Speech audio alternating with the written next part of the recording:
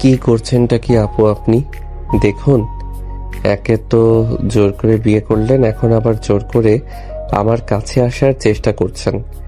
একটা কথা সবসময় মাথায় রাখবেন, জোর করে দেহ পাওয়া যায় কিন্তু মন পাওয়া যায় না। তাই আপনি আমার দেহ পাবেন জোর করে, কিন্তু মন পাবেন না। আরে রাখতো তোর দেহ আর মনের দ্বন্দ্ব। দেখ, যেখানে যাবে মন, মন তো সেখানেই চলে যাবে। দেহ তো মনেরই অংশ, তাই না? তাহলে আমি যদি তোর দেহ অর্জন করে নিতে পারি, তোর মনটা অর্জন করে নিতে পারবো, কোনো ব্যাপার না। একদম চিন্তা করিস না পিচ্চি সোনা। তবে কি কি সব উল্টাপাল্টা বলছেন আপনি? অনন্যা খাটের উপরে ঝাঁকিয়ে বসে ওর দামি শাড়ির আঁচলটা ঠিক করতে করতে নীরবের দিকে এক পা করে এগিয়ে এলো। নীরব ভয়ে বিছানার এক কোণে গুটিসুটি মেরে বসে আছে। বেচারার পরনে নতুন পাঞ্জাবি, হাতে মেহেন্দি আর চোখে জল আসার উপক্রম। শোন নীরব, বেশি নড়াচড়া করিস না। এই যে তুই ভাবছিস আমি তোকে জোর করে বিয়ে করেছি, এটা তো একদম ঠিক কথা। তোর ওই মায়া মায়া মুখটা দেখে আমার মনটা কেমন জানি করে উঠেছিল। আর আমি তো জানিসই বড় লোকের মেয়ে, যা চাই তা চিনিয়ে নিই। তাই তোর বাপের ধারের টাকা শোধ করে দিয়ে সোজা তোকে বিয়ের পিড়িতে বসিয়ে দিলাম। লাভ ম্যারেজ না হোক, বিজনেস ম্যারেজ তো বটেই।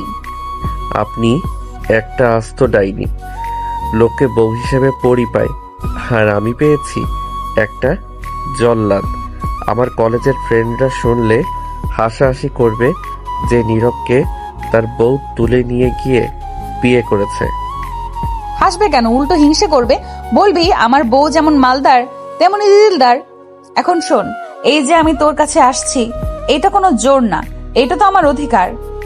তুই আমার লিগ্যাল হাজবেন্ড, বুঝতে পেরেছিস?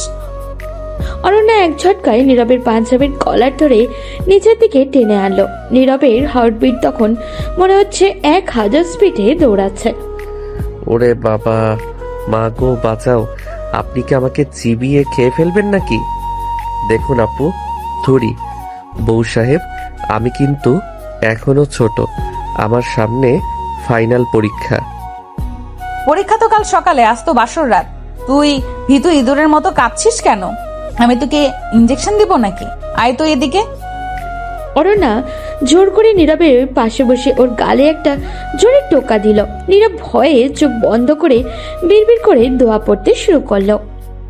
আরে গাধা, আমি কি বাঘ যে তোকে গিলে খাবো? আমি তো শুধু একটু আদর করতে চাইছি। আর শোন, কাল থেকে কিন্তু আমার অফিস ব্যাগটাও তোকে গুছিয়ে দিতে হবে। তুই এখন থেকে আমার পিএ প্লাস স্বামী। আমি পারবো না, আমি রান্নাঘরে গিয়ে লুকাবো। নীরব খাট থেকে লাফ দিয়ে নামতে চাইলো, কিন্তু অনন্যা খপ করে ওর হাত ধরে ফেললো। পালাবি কোথায়? এই রুমের চাবি আমার কাছে। সারা রাত আজ তোকে আমার বকবক শুনতে হবে আর আমার পায়ে মেসেজ করে দিতে হবে, বুঝেছিস? নীরব বুঝতে পারলো এই দাপুটে আর লুচু স্বভাবের বড়লোক আপুর পাল্লায় পড়ে ওর জীবনটা তেজপাতা হয়ে গেছে। ও অসহায়ভাবে খাটের এক কোনায় বসে রইল। আর অনন্যা জয়ের হাসি হেসে নিজের ফোন বের করে সেলফি তুলতে ব্যস্ত হয়ে পড়ল। ক্যাপশন দিল, with my cute little husband.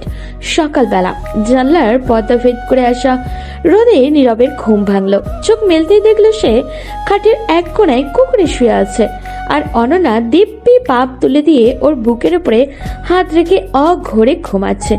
নীরবে কালকে রাতের ধকল মনে পড়ে গেল। সারা রাত অনন্যা তাকে দিয়ে পা টিপিয়েছে আর নিজের অফিসের গল্পের ঝুড়ি খুলে বসেছিল।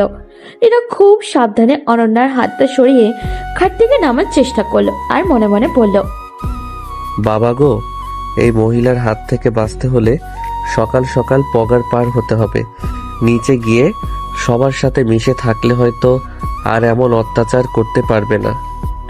সে গুটিসুটি পায়ে বাথরুমে ঢুকে ফ্রেশ হয়ে নিচে এলো। ড্রয়িং রুমে তখন অনন্যার মা, বাবা আর আত্মীয় স্বজনরা নাস্তার টেবিলে বসেছেন। নীরবকে দেখে অনন্যার মা হাসি মুখে বললেন, আরে বাবা নীরব, এত সকালে উঠে পড়লে যে? বসো বসো, নাস্তা করো। নীরব লাজুক মুখে একটা চেয়ারে গিয়ে বসলো। ভাবলো এখানে সবার মতো এখানে সবার সামনে অন্তত অনন্যা তাকে হেনস্থা করতে পারবে না, কিন্তু তার সেই স্বস্তি বেশিক্ষণ টিকলো না। সিঁড়ি দিয়ে খটখট শব্দ করে রাজকীয় ভঙ্গিতে নেমে আসছে অনন্যা। পরনে দামি সিল্কের শাড়ি, চোখে চশমা, নিচে এসেই সবার সামনে উচ্চ স্বরে বলে উঠল, গুড মর্নিং এভরিওয়ান। কি রে পিচ্ছি সোনা, আমাকে একা ফেলে এখানে এসে বসে আছিস যে? কাল রাতে তো বললি সারা জীবন পাশে থাকবি, সকালেই আমাকে ভুলে গেলি। নীরবের গলায় লুচি আটকে যাওয়ার উপক্রম। সবার সামনে এমন নির্লজ্জ কথা শুনে সে লাল হয়ে গেল। কি যাতা বলছেন আপনি সবার সামনে? চুপ করুন তো। আরে লজ্জা পাচ্ছিস কেন? বড়রা তো জানেই আমরা বিবাহিত। মা দেখেছো তোমার জামাই কত লাজুক, সকালে আমাকে একটা গুড মর্নিং কিস পর্যন্ত দিল না, উল্টো পালিয়ে এলো। নীরবের শাশুড়ি হেসেই অস্থির। নীরব ডাইনিং টেবিলের নিচে পা দিয়ে অনন্যাকে ইশারা করছে থামার জন্য, কিন্তু অনন্যা আরো এক ধাপ এগিয়ে নীরবের ঠিক পাশে চেয়ারে টেনে একদম গা ঘেঁষে বসলো। আপু মানে অনন্যা, সরে বসুন, আমার দম বন্ধ হয়ে আসছে, সবাই দেখছে। দেখুক না, আমি তো আমার নিজের সম্পত্তির পাশেই বসেছি। শোন নীরব, আজ থেকে আমার অফিসের লাঞ্চ বক্স তুই রেডি করবি। আর শোন, আমার কফিটা কিন্তু একটু বেশি মিষ্টি দিবি, ঠিক তোর মতো। নীরব কোনো মতে নাস্তা শেষ করে উঠে দাঁড়ালো আর বলল, আমি একটু বাগানে যাচ্ছি। সে দ্রুত পায়ে বাগান দিয়ে বাড়ির পেছনের গেটের দিকে যাওয়ার চেষ্টা করলো। ভাবলো একটু আড়ালে গিয়ে বন্ধুদের সাথে ফোনে কথা বলে মনটা হালকা করবে, কিন্তু গেট পর্যন্ত পৌঁছানোর আগেই পেছন থেকে হুকুম এলো, এই যে মিস্টার পিচ্ছি, পালানোর চেষ্টা করছিস নাকি? খবরদার এক পাওয়ার সামনে বাড়াবি না। নীরব অসহায়ের মতো করে দাঁড়ালো, দেখলো অনন্যা হাতে গাড়ির চাবি নিয়ে দাঁড়িয়ে আছে। আমি একটু হাঁটতে যাচ্ছিলাম। সবসময় কেন আমার পিছু পিছু আসেন? কারণ তুই হলি আমার এনার্জি ড্রিঙ্ক। তোর এই রাগী মুখটা দেখলে আমার অফিসের কাজ করতে সুবিধা হয়। এখন চল, আমার গাড়িতে তুলে দিয়ে আসবি। আর হ্যাঁ, যাওয়ার সময় সবার সামনে আমাকে একটা টাটা দিবি কিন্তু। আমি পারবো না। লোকে কি ভাববে? একটা মেয়ে অফিস যাচ্ছে আর তার বর তাকে গেটে দাঁড়িয়ে বিদায় দিচ্ছে। লোকে ভাববে অনন্যার বরটা কত কিউট আর বাধ্য। চল এখন, বেশি কথা বললে কিন্তু এখানেই সবার সামনে তোকে কোলে তুলে নেব, তখন মান সম্মান আরো বেশি যাবে। নীরব দেখলো তো মহা বিপদ। এই অনন্যা যা বলছে তা সত্যি করেও ছাড়বে। সে কাঁদো কাঁদো মুখে অনন্যার পিছু পিছু গাড়ির দিকে পা বাড়ালো। গাড়িতে ওঠার আগে অনন্যা জানলা দিয়ে মাথা বের করে নীরবকে চোখ টিপ মারলো। নীরব লজ্জায় আর রাগে মাটির দিকে তাকিয়ে রইল। তার জীবনটা এখন আক্ষরিক অর্থেই তেজপাতা হতে শুরু করেছে। অনন্যা আজ অফিসের বদলে ইউনিভার্সিটির জন্য তৈরি হয়েছে। কাকতালীয়ভাবে অনন্যা এই একই ইউনিভার্সিটির মাস্টার্সের ছাত্রী, যেখানে নীরব কেবল অনার্সে পড়ছে। অনন্যা তার বাবার বিজনেস সামলানোর পাশাপাশি পড়াশোনাটাও চালিয়ে যাচ্ছে। নীরবের মনে মনে দারুণ খুশি ছিল যে অন্তত ইউনিভার্সিটিতে গেলে এই আপত্তার হাত থেকে বাঁচতে পারবে। সে তার বাইকটা স্টার্ট দিয়ে হেলমেটটা মাথায় দিচ্ছিল, ঠিক তখনই রাজকীয় ভঙ্গিতে সামনে এসে দাঁড়ালো অনন্যা। বাহ, হিরো সাজা হচ্ছে বুঝি? তা একা একা বাইক নিয়ে কোথায় যাওয়ার প্ল্যান করছিস পিচ্ছি সোনা? আপনি এখনো যাননি? আমি ভার্সিটিতে যাচ্ছি, দয়া করে রাস্তা ছাড়ুন, আমার ক্লাস আছে। রাস্তা ছাড়বো মানে? তুই এখন একা একা যাচ্ছিস, আমাকে নিয়ে যাবি না? ভুলেই গেছিস যে আমিও ওই একই ইউনিভার্সিটিরই ছাত্রী। কি আপনি আমার বাইকের পেছনে বসবেন? কখনো না। ইউনিভার্সিটিতে আমার একটা ইমেজ আছে, জুনিয়র সিনিয়র সবাই জানলে আমার মান সম্মান সব শেষ হয়ে যাবে। লোকে বলবে আমি বড়লোক আপুর পেছনে ঘুরে বেড়াই। লোকে তো আরো অনেক কিছু বলবে। বলবে বড়লোক বউ তার কিউট পিচ্চি বরকে নিয়ে রোমান্টিক রাইডে যাচ্ছে। শোন নীরব, বেশি চেঁচামেচি করিস না। তোর বাইকের পেছনে আমি বসবো আর তুই আমাকে ড্রপ করবি, এটাই শেষ কথা। না হলে তোর ওই বাইকের চাবি আমি এখনই নর্দমায় ফেলে দিব। আপনি আসলেই একটা জল্লাদ, দয়া করে এমন করবেন না। ঠিক আছে উঠুন, তবে একটা শর্ত, ইউনিভার্সিটির মেইন গেটের অনেক আগে আপনাকে নেমে যেতে হবে। আমার ফ্রেন্ডদের সামনে যেন আপনাকে না দেখি। শর্ত টর্ত আমি মানি না। এখন চুপচাপ বাইক চালা, বাইরের হাওয়াটা গায়ে লাগতে দে। অনন্যা এক ঝটকায় নীরবের পিছনে বসে পড়ল আর দুই হাত দিয়ে শক্ত করে নীরবের পেট জড়িয়ে ধরল। নীরব আটকে উঠে বাইক ব্রেক করলো। আরে আরে, ধরছেন কেন এভাবে? সরুন, একটু দূরত্ব বজায় রেখে বসুন। কেন দূরত্ব রাখবো? বরের পেছনে বসেছি, কোনো পরপুরুষের তো আর না। তুই বাইকের চাবি, তুই বাইক চালাবি নাকি আমি তোকে কোলে নিয়ে চালানো শুরু করব? নীরব রাগে তো গজগজ করতে করতে বাইক স্টার্ট দিল। ইউনিভার্সিটির মেইন গেটের সামনে আসতেই নীরব বাইক থামানোর চেষ্টা করলো যাতে অনন্যা নেমে যায়, কিন্তু অনন্যা নামার কোনো নামই নিল না। উল্টে নীরবের কাঁধে মাথা রেখে আয়েশ করে বসে রইল। নীরবের ডিপার্টমেন্টের বন্ধুরা তখন গেটের সামনে আড্ডা দিচ্ছিল। তারা হাঁ করে তাকিয়ে দেখছে। ব্যাচেলর নীরবের পেছনে একটা দাপুটে আর সুন্দরী সিনিয়র আপু বসে আছে। অনন্যা আপু, নামুন, সবাই দেখছে। আমার বন্ধুরা তো এখনই টিচ করা শুরু করবে। কেন নামবো? বরের সাথে একটু রোম্যান্স করছি, তাতে কার কি? আর শোন, ক্লাস শেষ করে কিন্তু পার্কিং লটে আমার জন্য ওয়েট করবি। আমাকে না নিয়ে গেলে কিন্তু তোর রাতের খাবার বন্ধ। নীরব লজ্জায় হেলমেটের ভেতরে মুখ লুকিয়ে ফেলল। সে দ্রুত বাইক পার্কিং দিয়ে নিয়ে গেল। বন্ধুদের অবাক চাহনি আর ফিসফিস থেকে সে বুঝতে পারল তার ভার্সিটি লাইফ এই বড়লোক লুচু আপুর জন্য আজ থেকেই তেজপাতা হতে শুরু করলো। ইউনিভার্সিটি থেকে ফেরার পথে নীরব সারাটা রাস্তা একটি শব্দও উচ্চারণ করেনি। তার মনের ভেতর অপমানে আর রাগে গা জ্বালা করছিল। বাড়িতে পৌঁছেই সে সোজা নিজের রুমে গিয়ে দরজা বন্ধ করে দিতে চেয়েছিল, কিন্তু অনন্যা তার চেয়েও বেশি চালাক। সে নীরবের আগে রুমে ঢুকে বিছানায় জাঁকিয়ে বসেছে। নীরব খাটের এক কোণায় দাঁড়িয়ে গজগজ করতে শুরু করলো। আপনি কি নিজেকে পৃথিবীর অধীশ্বরী ভাবেন অনন্যা আপু? ইউনিভার্সিটিতে আমার বন্ধুদের সামনে যেভাবে আমাকে অপমান করলেন, এরপর আমি ওদের সামনে মুখ দেখাবো কি করে? আপনি কি চান আমি লজ্জায় পড়াশোনা ছেড়ে দেই? কেন সবার সামনে আমাদের বিয়ের কথা আর আমার বাবার ধারের কথা তুললেন? আপনি কি জানেন আমার বন্ধুদের কাছে এখন আমি একটা হাসির পাত্র ছাড়া আর কিছুই না? ওরে আমার অভিমানী পিচ্চি রে, বন্ধুদের সামনে সত্য কথা বললে যদি তোর মান সম্মান যায়, তবে সেই সম্মানের দাম এক পয়সাও নেই। আমি তো যা বলেছি সব সত্যি বলেছি।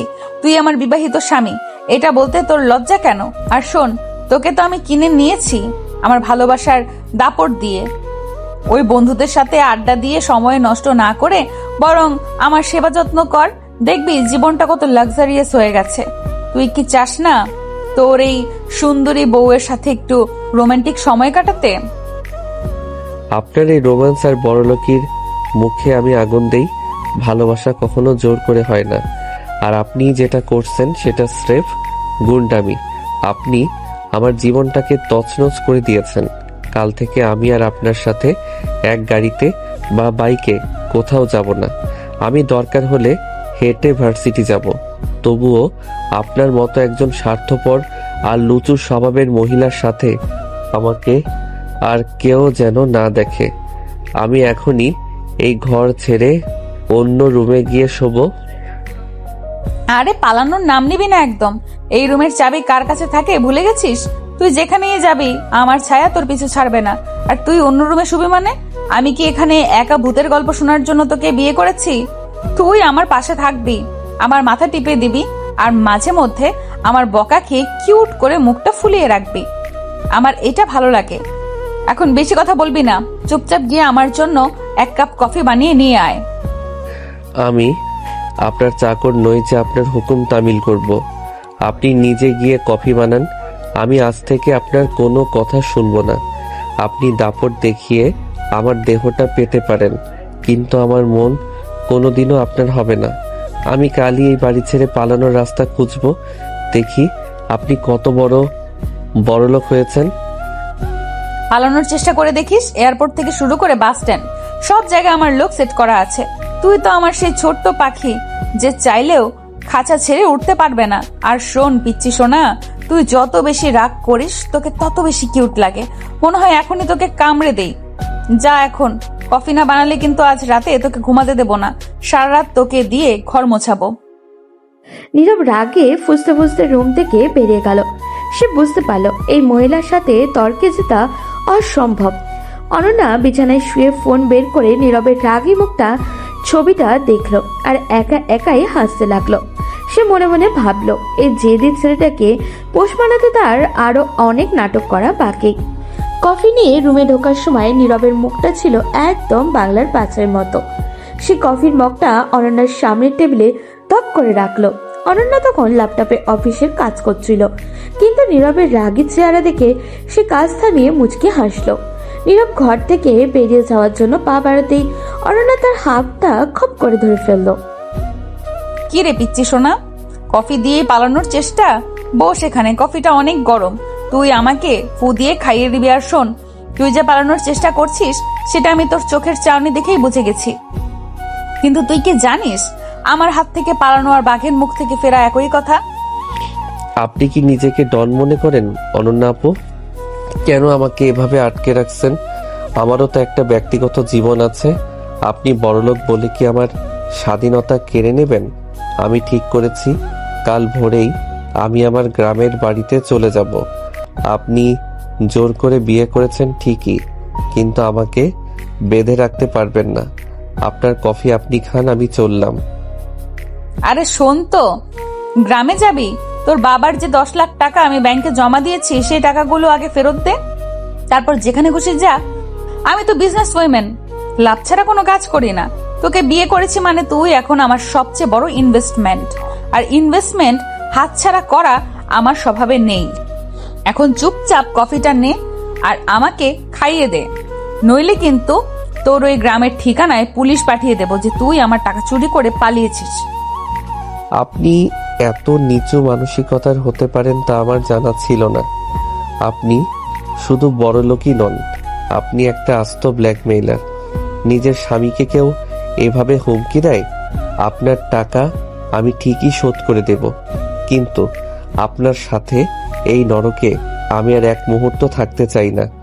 আপনি আমাকে মুক্তি দিন, আমি পড়াশোনা শেষ করে আপনার সব টাকা পই পই করে মিটিয়ে দিব। মুক্তি? সে তো মরে গেলেও পাবি না রে সোনা। তোর মায়া মায়া চোখ আর রাগী গালগুলো আমার খুব প্রিয়। তুই যত বেশি আদর করিস আমার তোকে তত বেশি আদর করতে ইচ্ছে করে। টাকা পয়সা তো উছিলা মাত্র, আসল কথা হলো তোকে আমার ভালো লেগেছে।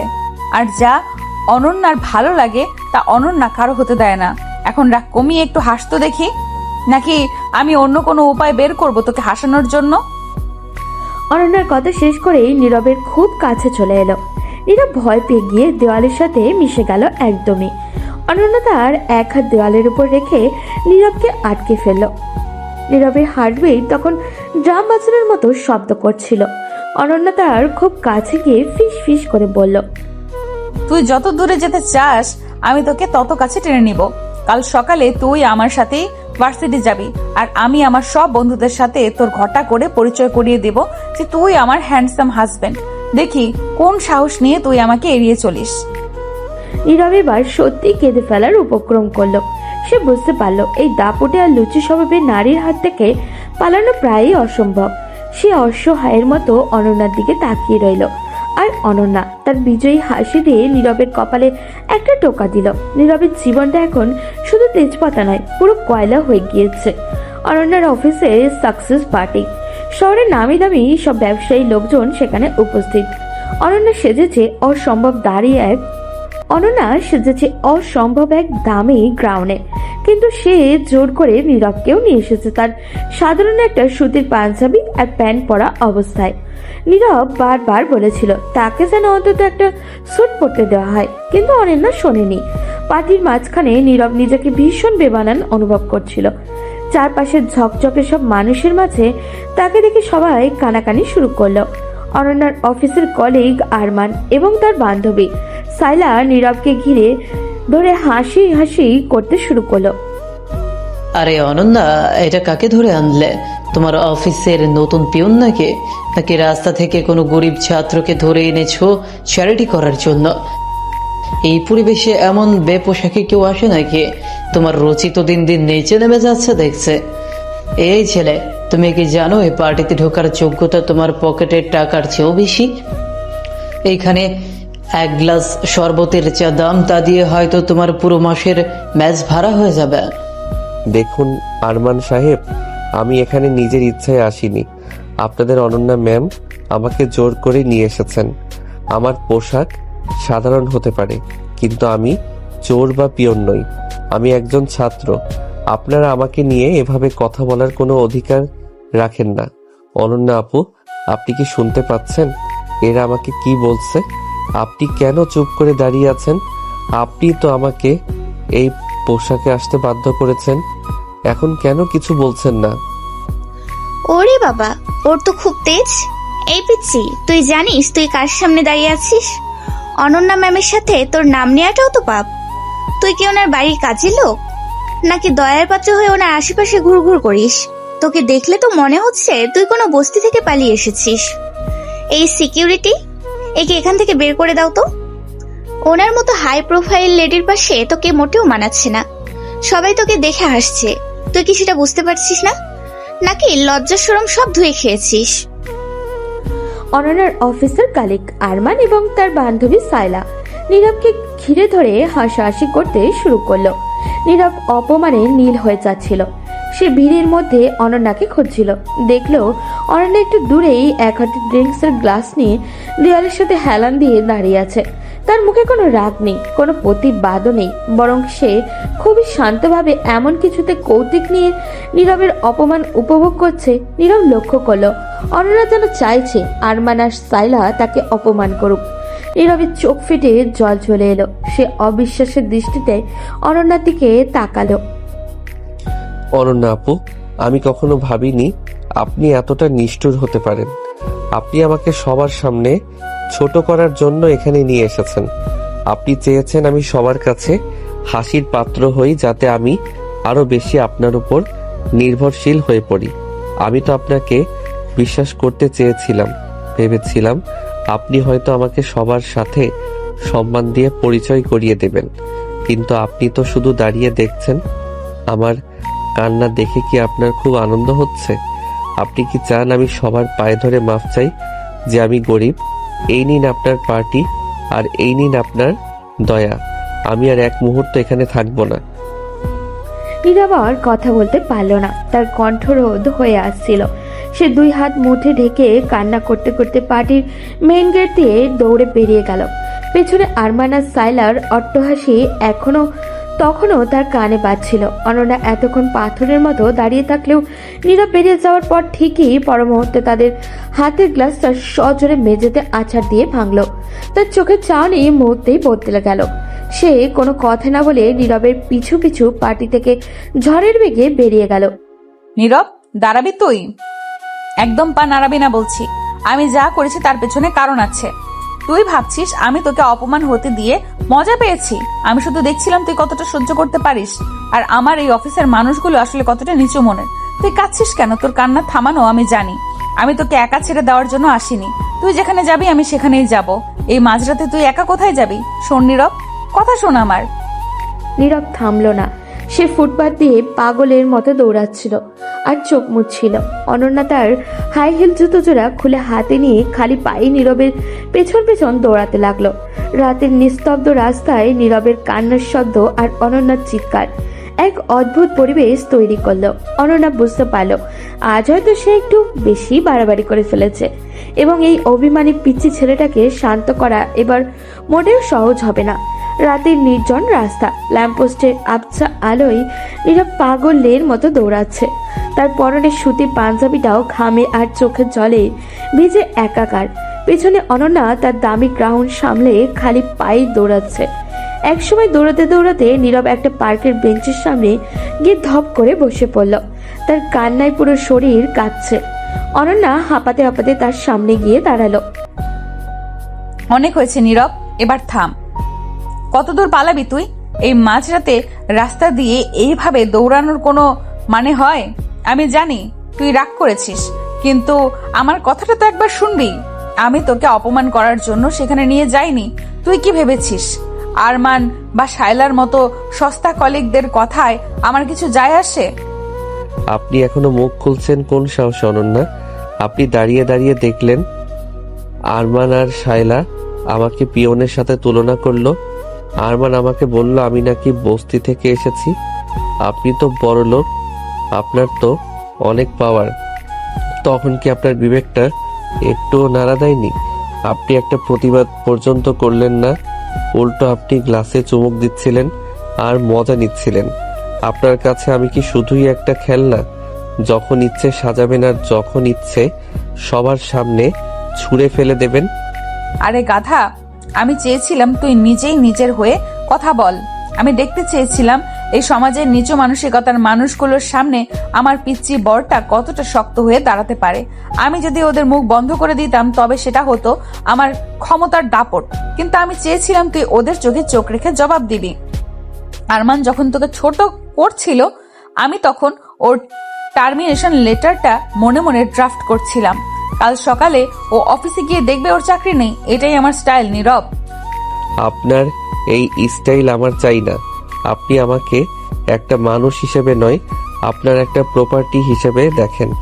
আপনি আরমানকে চাকরি থেকে বের করবেন কারণ সে আপনার ইগোতে আঘাত করেছে, আমাকে ভালোবেসে নয়। আমি আপনার ওই বিলাসবহুল জেলখানায় আর ফিরবো না। আমি এই মুহূর্তেই স্টেশনে যাব। আপনি আপনার টাকা, আপনার দাপট আর আপনার অহংকার নিয়ে ওই পার্টিতেই পড়ে থাকুন। আমাকে দয়া করে মুক্তি দিন।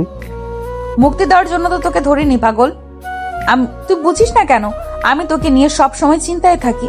তোকে যত বেশি মানুষ ছোট করবে, তুই তত বেশি আমার আঁচলের তলায় আশ্রয় খুঁজবি। আমি হয়তো অবচেতন মনে এটাই চেয়েছিলাম। আমি স্বার্থপর, আমি জানি। আমি তোকে সবার থেকে আলাদা করে নিজের মুঠোর মধ্যে রাখতে চাই, কিন্তু তোর চোখের জল দেখলে আমার নিজের ভেতরে কেমন জানি কষ্ট হয়। প্লিজ বাড়ি চল। আমি কথা দিচ্ছি কাল থেকে কেউ তোকে নিয়ে হাসাহাসি করার সাহস পাবে না। আপনার কোনো কথাই আমি আর বিশ্বাস করি না। আপনি আজ আমার আত্মসম্মানে চরম আঘাত করেছেন। যে মানুষটা তার জীবন সঙ্গীকে সবার সামনে ছোট হতে দেখে চুপ থাকে, তার সাথে থাকা আর জ্যান্ত কবরে থাকা একই কথা। আপনি আপনার হাত ছাড়ুন। আমি পুলিশ ডাকবো। না হলে আপনি আমাকে এভাবে রাস্তায় আটকে রাখতে পারেন না। পুলিশ ডাকবি? ডাক। পুলিশ এলে আমি বলবো আমার স্বামীর মাথা গরম করে মাঝরাতে আত্মহত্যা করতে যাচ্ছে আর আমি তাকে বাঁচাতে এসেছি। পুলিশ কাকে বিশ্বাস করবে ভাবতো একবার? ওই ছেঁড়া পাঞ্জাবি পরা তোকে নাকি অনন্য চৌধুরীকে? শোন নীরব, জেদ করিস না। আমি তোকে ভালোবাসি কিনা জানি না, কিন্তু তোকে ছাড়া আমি থাকতে পারবো না। তুই আমার নেশা হয়ে গেছিস। চল বলছি, না হলে কিন্তু আমি এখানেই মাঝ রাস্তায় চিৎকার করে কান্নাকাটি শুরু করব। তখন দেখবি মানুষ কাকে সাপোর্ট করে। নীরব অসহায়ভাবে আকাশের দিকে তাকালো। সে বুঝতে পারল এই মহিলার বুদ্ধির সাথে পাল্লা দেওয়া তার সাধ্যের বাইরে। অনন্যা নীরবের চোখের জল নিজের আঁচল দিয়ে মুছিয়ে দিল। এরপর সে ঝট করেই নীরবের গালে একটা আলতো কামড় দিল। নীরব যন্ত্রণায় মুখ কুঁচকে ফেললেও আর নড়ার শক্তি পেল না। অনন্যা বিজয়ী হাসি হেসে নীরবের হাত ধরে গাড়ির দিকে টেনে নিয়ে চলল। রাতের নিস্তব্ধতায় শুধু নীরবের দীর্ঘশ্বাস শব্দ শোনা যাচ্ছিল। পরদিন সকাল। অনন্যার ড্রয়িং রুমে এক থমথমে পরিবেশ বিরাজ করছে। আরমান আর সাইলা খুব খুশি খুশি মনে অনন্যার বাড়িতে এসেছে, কারণ অনন্যা তাদের জরুরি ভিত্তিতে ডেকে পাঠিয়েছে। তারা ভাবছে কালকের পার্টিতে নীরবকে অপমান করার জন্য হয়তো অনন্যা তাদের কোনো বিশেষ পুরস্কার বা প্রমোশন দিবে। নীরব ড্রয়িং রুমে সোফায় এক কোণায় মাথা নিচু করে বসে আছে। অনন্যার হাতে একটা ফাইল নিয়ে সিঁড়ি দিয়ে নেমে এলো। তার চোখে মুখেও এক ধরনের হিমশীতল কঠোরতা। শুভ সকাল আরমান। শুভ সকাল শায়লা। এসো বসো। কালকের পার্টিতে তোমরা বেশ ভালোই বিনোদন দিয়েছো। বিশেষ করে নীরবকে নিয়ে তোমরা যে মন্তব্য করেছিলে সেগুলো আমার কানে এখনো বাজছে। আরমান, তুমি যেন কি বলেছিলে? নীরব আমার অফিসের পিয়ন হওয়ারও যোগ্য নয়। আর শায়লা, তুমি বললে নীরব বস্তি থেকে এসেছে। আরে অনন্যা, আমরা তো জাস্ট মজা করছিলাম। ছেলেটা যেভাবে ওই পাঞ্জাবি পরে এসেছিল, আমাদের তো হাসাহাসি করা ছাড়া উপায় ছিল না। তোমার স্ট্যান্ডার্ডের সাথে ও তো একদমই যায় না। আমরা চেয়েছিলাম তোমাকে এই আপদটার হাত থেকে একটু রেহাই দিতে। তুমি নিশ্চয়ই আমাদের উপর রাগ করোনি? হ্যাঁ অনন্যা, আরমান ঠিকই বলেছে। আমরা তোমার ভালো বন্ধু বলেই কথাটা বলেছি। ওই ছেলেটাকে সবার সামনে ছোট না করলেও তো মাথায় উঠে বসতো। তোমার মতো একজন সাকসেসফুল বিজনেস উইম্যানের পাশে এরকম একটা ফকিন্নি মার্কা ছেলেকে মানায় নাকি? আমরা তো তোমার মান সম্মান বাঁচানোর চেষ্টা করেছি মাত্র।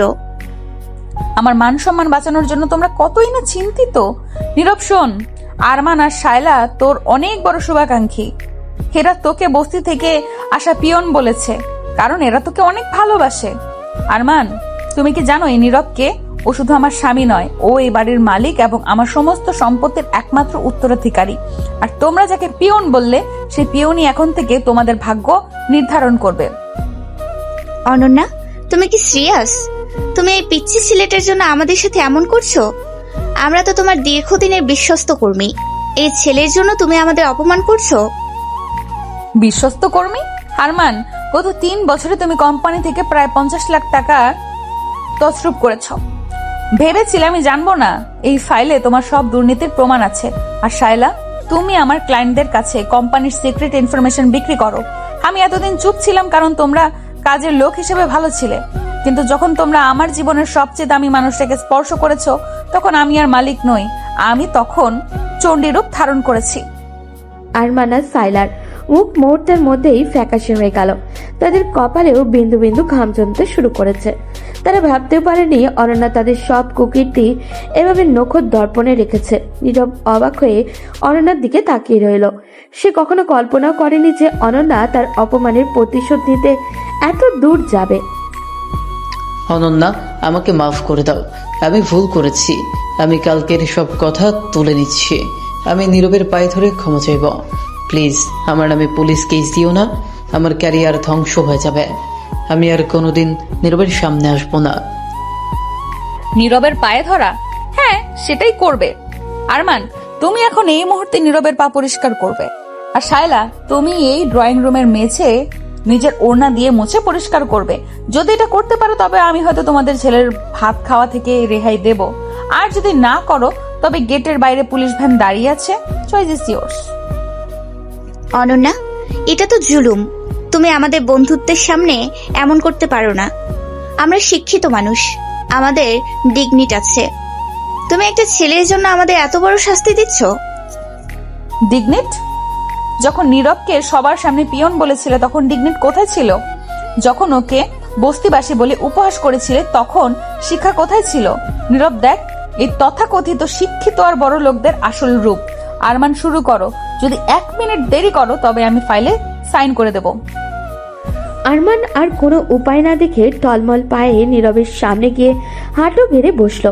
সে থর থর করে কাঁপতে কাঁপতে নীরবের চটি জোড়া হাতে নিয়ে মুছতে শুরু করলো। সাইলা ফুপিয়ে ফুপিয়ে কাঁদতে কাঁদতে নিজের দামি ওড়না দিয়ে মেঝে মুছতে লাগলো। নীরব দৃশ্যটা দেখে শিউরে উঠল। সে ভাবলো অনন্যা আসলেই ভয়ঙ্করী। সে ভালোবাসা প্রকাশ করে দাপট দেয় আর ঘৃণা প্রকাশ করে ধ্বংস দিয়ে। কিরে বিচ্ছি সোনা, এখন মনটা একটু ভালো হয়েছে তো? তোর এই বউটা লুচু হতে পারে, কিন্তু সে তোর অসম্মান সইবার মতো মেয়ে নয়। যারা তোকে কাঁদিয়েছে তাদের আমি আজীবন কাঁদানোর ব্যবস্থা করে দিলাম। আরমান আর শায়লা, তোমাদের বরখাস্ত করা হলো। আজ থেকে এই শহরের কোনো কোম্পানি তোমাদের চাকরি দেবে না, এটা আমার গ্যারান্টি। এখন বেরিয়ে যাও আমার বাড়ি থেকে। আরমান আর সাইলা অপমানিত আর লজ্জিত অবস্থায় মাথা নিচু করে বেরিয়ে গেল। নীরব দীর্ঘক্ষণ চুপ থাকার পর অনন্যার দিকে এগিয়ে গেল। তার চোখে রাগ নেই, তবে এক ধরনের আতঙ্ক আর বিস্ময় খেলা করছে। আপনি কি মানুষ নাকি জল্লাদ? অনন্যা, আপনি ওদের ক্যারিয়ার শেষ করে দিলেন। আমি জানি ওরা আমাকে অপমান করেছে, কিন্তু এই শাস্তিটা কি একটু বেশি হয়ে গেল না? আপনি তো চাইলেই ওদের শুধু বকা দিতে পারতেন। আমার রাজ্যের বিচার এইভাবেই হয় রে পিচ্চি। যারা আমার নীরবকে ছোট করবে তাদের পৃথিবীটা আমি ছোট করে দেব। এখন ওসব বাদ দে। আজ সারা দিন আমি অফিস যাব না। আজ তুই আর আমি মিলে শপিং এ যাব। কালকের এই পাঞ্জাবিটা আমি পুড়িয়ে দিয়েছি। আজ তোকে আমি রাজপুত্রের মতো সাজাবো। কিরে, যাবি তো নাকি আবার কান্না শুরু করবি? নীরব দীর্ঘশ্বাস ফেলল। সে বুঝতে পারল এই মহিলার অবাধ্য হওয়া মানে নিজের বিপদ ডেকে আনা। অনন্যা জয়ীর হাসি হেসে নীরবের চিবুক ধরে একটু আদর করে দিল। নীরব অসহায়ভাবে মেনে নিল তার এই বিচিত্র আর দাপুটে বইয়ের ভালোবাসা। সকালবেলা ডাইনিং টেবিলে অনন্যার বাবা মা নাস্তা করছেন। নীরব খুব ভদ্র ছেলের মতো মাথা নিচু করে চুপচাপ পাউরুটির জ্যাম মাখাচ্ছে। অনন্যা তখনও রুমে সাজগোজ করছে। কিছুক্ষণ পর অনন্যা রাজকীয় ভঙ্গিতে ডাইনিং এ এলো এবং এসে নীরবের গলাটা টেনে ধরল। নীরব আটকে উঠল, বড়দের সামনেই কিছু বলতে পারল না। কিরে পিচ্ছি সোনা, খুব তো ভদ্র সেজে বসে আছিস। মা দেখেছো তোমাদের সামনে কেমন বিড়াল ছানা হয়ে থাকে, অথচ রুমে গেলেই আমার সাথে কুস্তি লড়তে চায়। এই নীরব, আমাকে চা বানিয়ে দিবি বলেছিলেন না, কই আমার চা? অনন্যা আপু, মানে আমি তো এখনই নাস্তা করতে বসলাম, মা তো আমাকে চা দিয়েছেন, আপনি চাইলে ওখান থেকেই নিতে পারেন। সবার সামনে কেন এভাবে বিরক্ত করছেন? আমাকে একটু শান্তিতে খেতে দিন। একদম চুপ। মা দিয়েছে সেটা মায়ের হাতের চা, আমি খাবো তোর হাতের চা। যা এখন রান্নাঘরে গিয়ে আমার জন্য আদা দিয়ে কড়া করে 1 কাপ চা বানিয়ে নিয়ে আয়। না নিয়ে আসলে কিন্তু তোর এই জ্যাম মাখানো রুটি আমি কেড়ে নেব। অনন্যার বাবা খবরের কাগজ থেকে চোখ সরিয়ে মেয়ের দিকে তাকালেন। তিনি বরাবরই শান্ত স্বভাবের মানুষ। নীরবের অসহায় মুখটা দেখে ওনার মায়া লাগলো। তিনি অনন্যাকে শাসন করার সুরে বললেন, অনন্যা, তুই দিন দিন বড্ড বেশি বাড়াবাড়ি করছিস। ছেলেটা সবে নাস্তা শুরু করলো আর তুই এসে ওকে হুকুম দিচ্ছিস? ও কি তোর বাড়ির চাকর নাকি? ও এই বাড়ির জামাই, একটু সম্মান দিয়ে কথা বলতে শেখ। ওকে সারাক্ষণ এভাবে বিরক্ত করা মোটেও ঠিক নয়। হ্যাঁ অনন্যা, তোর বাবা ঠিকই বলেছে। নীরব তো লক্ষ্মী একটা ছেলে। ও আমাদের সাথে কত সুন্দর করে কথা বলে, বাড়ির সব কাজ নিজে থেকে করতে চায়, অথচ তুই সারাক্ষণ ওর পিছনে লেগে থাকিস। তুই কেন ছেলেটার সঙ্গে এমন করিস সব সময়? ওকে একটু শান্তিতে থাকতে দিবি তো? বাবা, তোমরা আসলে কিছুই বোঝো না। ওই লক্ষ্মী ছেলে সেজে তোমাদের মন জয় করে নিয়েছে, কিন্তু ওকে তো আমার মন জয় করতে হবে। আমি ওকে একটু একটু শাসন না করলে ও তো আমাকে পাত্তা দিতেই চায় না। আর তোমরা সম্মান করছো কেন? আমি ওর বড়লোক বউ, ওকে একটু নাচাবো না, সেটা কি হয়? বাবা, আমি চা বানিয়ে নিয়ে আসছি। অনন্যা আপুর সাথে তর্ক করে কোনো লাভ নেই, উনি যা চান সেটাই হবে। আমি ঠিক আছি, আপনারা চিন্তা করবেন না। নীরব দীর্ঘশ্বাস ফেলে রান্নাঘরের দিকে পা বাড়ালো। অনন্যা পেছন থেকে মুচকি হেসে ওর বাবার দিকে তাকালো। অনন্যার চোখে মুখে তখন এক অদ্ভুত জেদ আর ভালোবাসার সংমিশ্রণ। বাবা মা শোনো, তোমরা ভাবছো আমি ওর উপর অত্যাচার করছি, আসলে ব্যাপারটা তা নয়। ও এখনো অনেক লাজুক আর ভীতু। ও ভাবে আমি ওকে শুধু টাকার জোরে বিয়ে করেছি, কিন্তু ও এটা বুঝতে চায় না যে আমি ওকে কতটা ভালোবাসি। ওকে আমার এই পাগলামি, এই দাপট আর এই ভালোবাসাটা বুঝতে হবে। আমি ওকে বারবার বিরক্ত করি যাতে ও আমাকে এড়িয়ে চলতে না পারে। ওকে আমার উপরে রাগ করতে দেই, যাতে এক সময় এই রাগটা ভালোবাসায় বদলে যায়। ভালোবাসা কি এভাবে হয় মা? কাউকে জোর করে বা বিরক্ত করে কি মনের টান তৈরি করা যায়? তুই ওকে সময় দে, সম্মান দে ওকে, দেখবি ও নিজে তোর কাছে আসবে। সময় দিলেও তো পালিয়ে যাওয়ার সুযোগ খুঁজবে বাবা। আমি চাই ও সব সময় আমার কথা ভাবুক, সে রাগ করে হোক আর ঘৃণা করে হোক। আমি তো জানি ও মনে মনে আমাকে পছন্দ করতে শুরু করেছে, কিন্তু শুধু স্বীকার করার সাহস পাচ্ছে না। ওই যে দেখো, ওর হাতের স্পেশাল চা নিয়ে আসছে। এই চাটা না খেলে আমার অফিসের কোনো কাজই ঠিক মতো হয় না। নীরব ধোঁয়া ওঠা চায়ের কাপ নিয়ে এসে টেবিলের উপরে রাখলো। অনন্যা কপাট হাত দিয়ে এক চুমুক দিয়ে তৃপ্তির হাসি দিল। এরপর সে টেবিলের নিচ দিয়ে নীরবের পা দিয়ে খোঁচা দিতে লাগলো। নীরব লজ্জায় লাল হয়ে মাথা নিচু করে রইল। সে বুঝতে পারল অনন্যার বাবা মার শাসনও এই বড়লোক লুচু আপুর কোনো পরিবর্তন আনতে পারবে না। তার কপালে আজীবন এই আদুরে অত্যাচার সওয়া ছাড়া আর কোনো উপায় নেই। সকালবেলা নীরব তার বাইকটা স্টার্ট দিয়ে ভার্সিটি যাওয়ার জন্য প্রস্তুত হচ্ছিল। ঠিক সেই মুহূর্তেই অনন্যা এক হাতে দামি হ্যান্ডব্যাগ আর অন্য হাতে সানগ্লাস নিয়ে রাজকীয় ভঙ্গিতে গেটের সামনে এসে দাঁড়ালো। সে আজ অফিস বদলে ভার্সিটি যাওয়ার জন্য একেবারে তৈরি হয়ে এসেছে। কি রে পিচ্ছি সোনা, আজ বুঝি একাই যাওয়ার খুব শখ জেগেছে? আমাকে ফেলে রেখে যাওয়ার কথা ভাবলি কি করে? চল, আজ আমি তোর বাইকে যাব। দেখুন অনন্যা আপু, আজ ভার্সিটিতে আমার খুব গুরুত্বপূর্ণ ক্লাস আছে। আপনি সাথে থাকলে আমি পড়াশোনায় মন দিতে পারি না। আপনি প্লিজ নিজের গাড়িতে যান। আপনার এই বিশাল দামি গাড়ি থাকতে আমার এই ভাঙা বাইকে কেন যেতে চাইছেন? শোন নীরব, তোর বাইকটা ভাঙা হতে পারে কিন্তু তোর পেছনের সিটটা শুধু আমার জন্য বরাদ্দ। তুই রাজি না হলে আমি কিন্তু এইখানে গেট আটকে দাঁড়িয়ে থাকবো। তুই কি চাস আজ তোর ক্লাস মিস হোক? চুপচাপ বাইক স্টার্ট দে আর আমার পেছনে নিয়ে চল। নীরব নিরুপায় হয়ে অনন্যাকে বাইকে তুলে নিল। অনন্যা বাইকে বসে শক্ত করে নীরবের পেট জড়িয়ে ধরল। নীরব বারবার হাত সরাতে বলেও অনন্যা আরো বেশি করে চেপে ধরল। ভার্সিটির ক্যাম্পাসে পৌঁছানোর পর সবাই অবাক হয়ে তাকিয়ে রইল। অনন্যা বাইক থেকে নেমে সবার সামনেই নীরবের গাল টিপে দিয়ে তার ডিপার্টমেন্টের দিকে রওনা দিল। কিন্তু যাওয়ার আগে সে বন্ধুদের আড্ডার মাঝে দাঁড়িয়ে থাকা নীরবকে বেশ কয়েকবার বিরক্ত করলো। এই দৃশ্যটি দূর থেকে লক্ষ্য করছিল অয়ন। অয়ন নীরবের ক্লাসমেট এবং সে অনেকদিন ধরেই অনন্যাকে মনে মনে পছন্দ করত। কি রে নীরব, তুই আজকাল অনেক বড় হিরো হয়ে গেছিস দেখছি। আমাদের ভার্সিটির সবচেয়ে রিচ আর সুন্দরী সিনিয়র আপু অনন্যা তোর সাথে এভাবে ঘুরছে কেন? তোদের মধ্যে আসলে কি চলছে? আরে অয়ন, তুই ভুল বুঝছিস, তেমন কিছু না। উনি আসলে একটু জেদি মানুষ তো, তাই আমার সাথে এসেছেন। তুই বিষয়টাকে অন্যভাবে নিস না। অন্যভাবে নেব না মানে? আমি আজই জানতে পারলাম তোরা নাকি লুকিয়ে বিয়ে করেছিস। এটা কি সত্যি? তুই টাকার লোভে নিজের চেয়ে বয়সে বড় একটা মেয়েকে বিয়ে করলি? ছি নীরব, তোর উপর আমার অনেক সম্মান ছিল, কিন্তু আজ বুঝলাম তুই আসলে একটা লোভী ছেলে। তোর মতো নিচু মনের ছেলে ক্যাম্পাসে আর একটাও নেই। অয়নের কথা শুনে ক্যাম্পাসে অনেক ছাত্রছাত্রী সেখানে ভিড় জমালো। অনন্যা তখন লাইব্রেরিতে ছিল একটা জরুরি বই খুঁজতে, তাই সেখানে জানতেই পারলো না বাইরে কি হচ্ছে। অয়ন সবার সামনে চিৎকার করে নীরবকে ছোট করতে শুরু করলো। তোরা সবাই দেখ, এই সেই নীরব যে ক্লাসে অনেক ভালো সেজে থাকে, অথচ তলে তলে একজন বড় লোক আপুকে ফুটিয়েছে শুধু তার ব্যাংক ব্যালেন্সের জন্য। বয়সে বড় একটা মেয়েকে বিয়ে করেছি শুধু আরামায়েশের জন্য, তাই না? তোর কি নিজের প্রতি একটু ঘৃণা হয় না? তোকে আজ থেকে আমরা গোল্ড ডিগার বলে ডাকবো। তোরা সবাই মিলে একে ক্যাম্পাস থেকে বয়কট কর।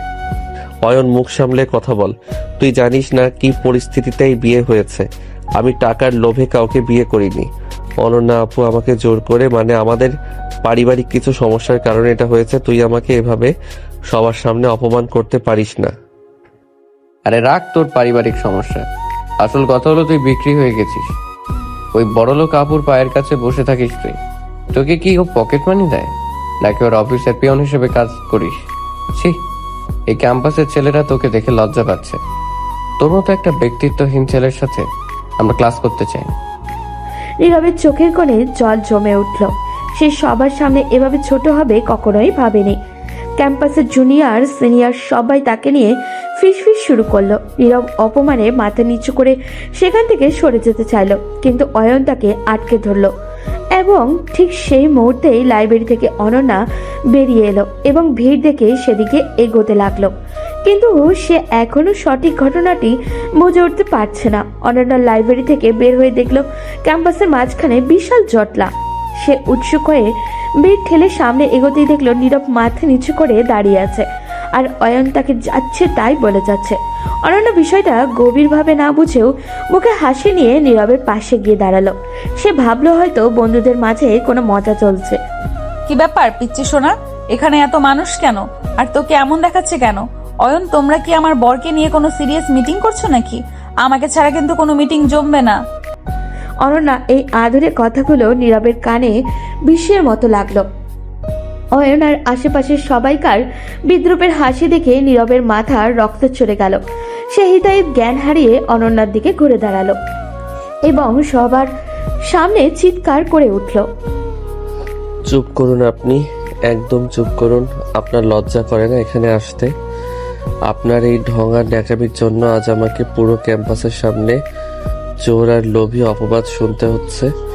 অয়ন ঠিকই বলেছে, আপনার মতো বয়সে বড় একটা মহিলার সাথে আমার বিয়ে হওয়াটাই আজ আমার জীবনের সবচেয়ে বড় অভিশাপ হয়ে দাঁড়িয়েছে। আপনার টাকার পাহাড় আছে বলে আপনি ভাবেন আপনি পৃথিবী কিনে নিয়েছেন। নীরব, তুই এসব কি বলছিস? আমি তো কিছুই জানি না। কি হয়েছে এখানে? তুই এভাবে আমার সাথে কথা বলছিস কেন? কি হয়েছে জানবেন? আপনার ওই লুচু স্বভাব আর টাকার দাপট আমাকে সবার চোখে গোল্ড ডিগার বানিয়ে দিয়েছে। সবাই বলছে আমি আপনার টাকার লোভে বিক্রি হয়ে গেছি। আপনি জোর করে আমাকে বিয়ের পিঁড়িতে বসিয়েছেন, জোর করে আমাকে আপনার সাথে থাকতে বাধ্য করছেন। আপনার মতো একজন স্বার্থপর মহিলার জন্য আজ আমার সম্মান ধুলোয় মিশে গেল। আপনি একটা জল্লাদ, আপনি একটা ডাইনি। আপনার মুখ দেখতেও আমার ঘৃণা হচ্ছে। আপনার এই নোংরা ভালোবাসা আপনি নিজের কাছেই রাখুন, আমাকে মুক্তি দিন। অনন্যা স্তম্ভিত হয়ে নীরবের দিকে তাকিয়ে রইল।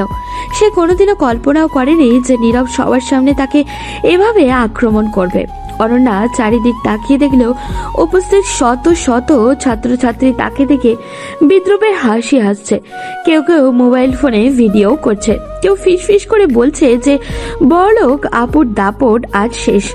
যে অনন্যা চৌধুরীর নামে পুরো ইউনিভার্সিটি কাঁপত, যার অ্যাটিটিউড আর ক্ষমতার ভয়ে কেউ কথা বলার সাহস পেত না, আজ তাকেই নিজের স্বামীর কাছে ছোট হতে হলো। নীরব, তুই একবারও ভাবলি না তুই কাকে কি বলছিস? আমি তোকে ভালোবেসে আগলে রাখতে চেয়েছিলাম, তুই সবার সামনে আমার ভালোবাসাকে এইভাবে পায়ে ঠেললি। ভালোবাসা? এটাকে ভালোবাসা বলেন আপনি? এটাকে বলে জুলুম। আপনার মতো বয়স্কা মহিলার সাথে কোনো সুস্থ ছেলে থাকতে পারে না। শুধু টাকার দাপট দেখিয়ে আমাকে বেঁধে রেখেছেন। আপনার ওই ফালতু ভালোবাসা আর আপনার ওই অহংকারী চেহারা নিয়ে এখনই এখান থেকে বিদায় হন। আমি আপনার কোনো দয়া চাই না।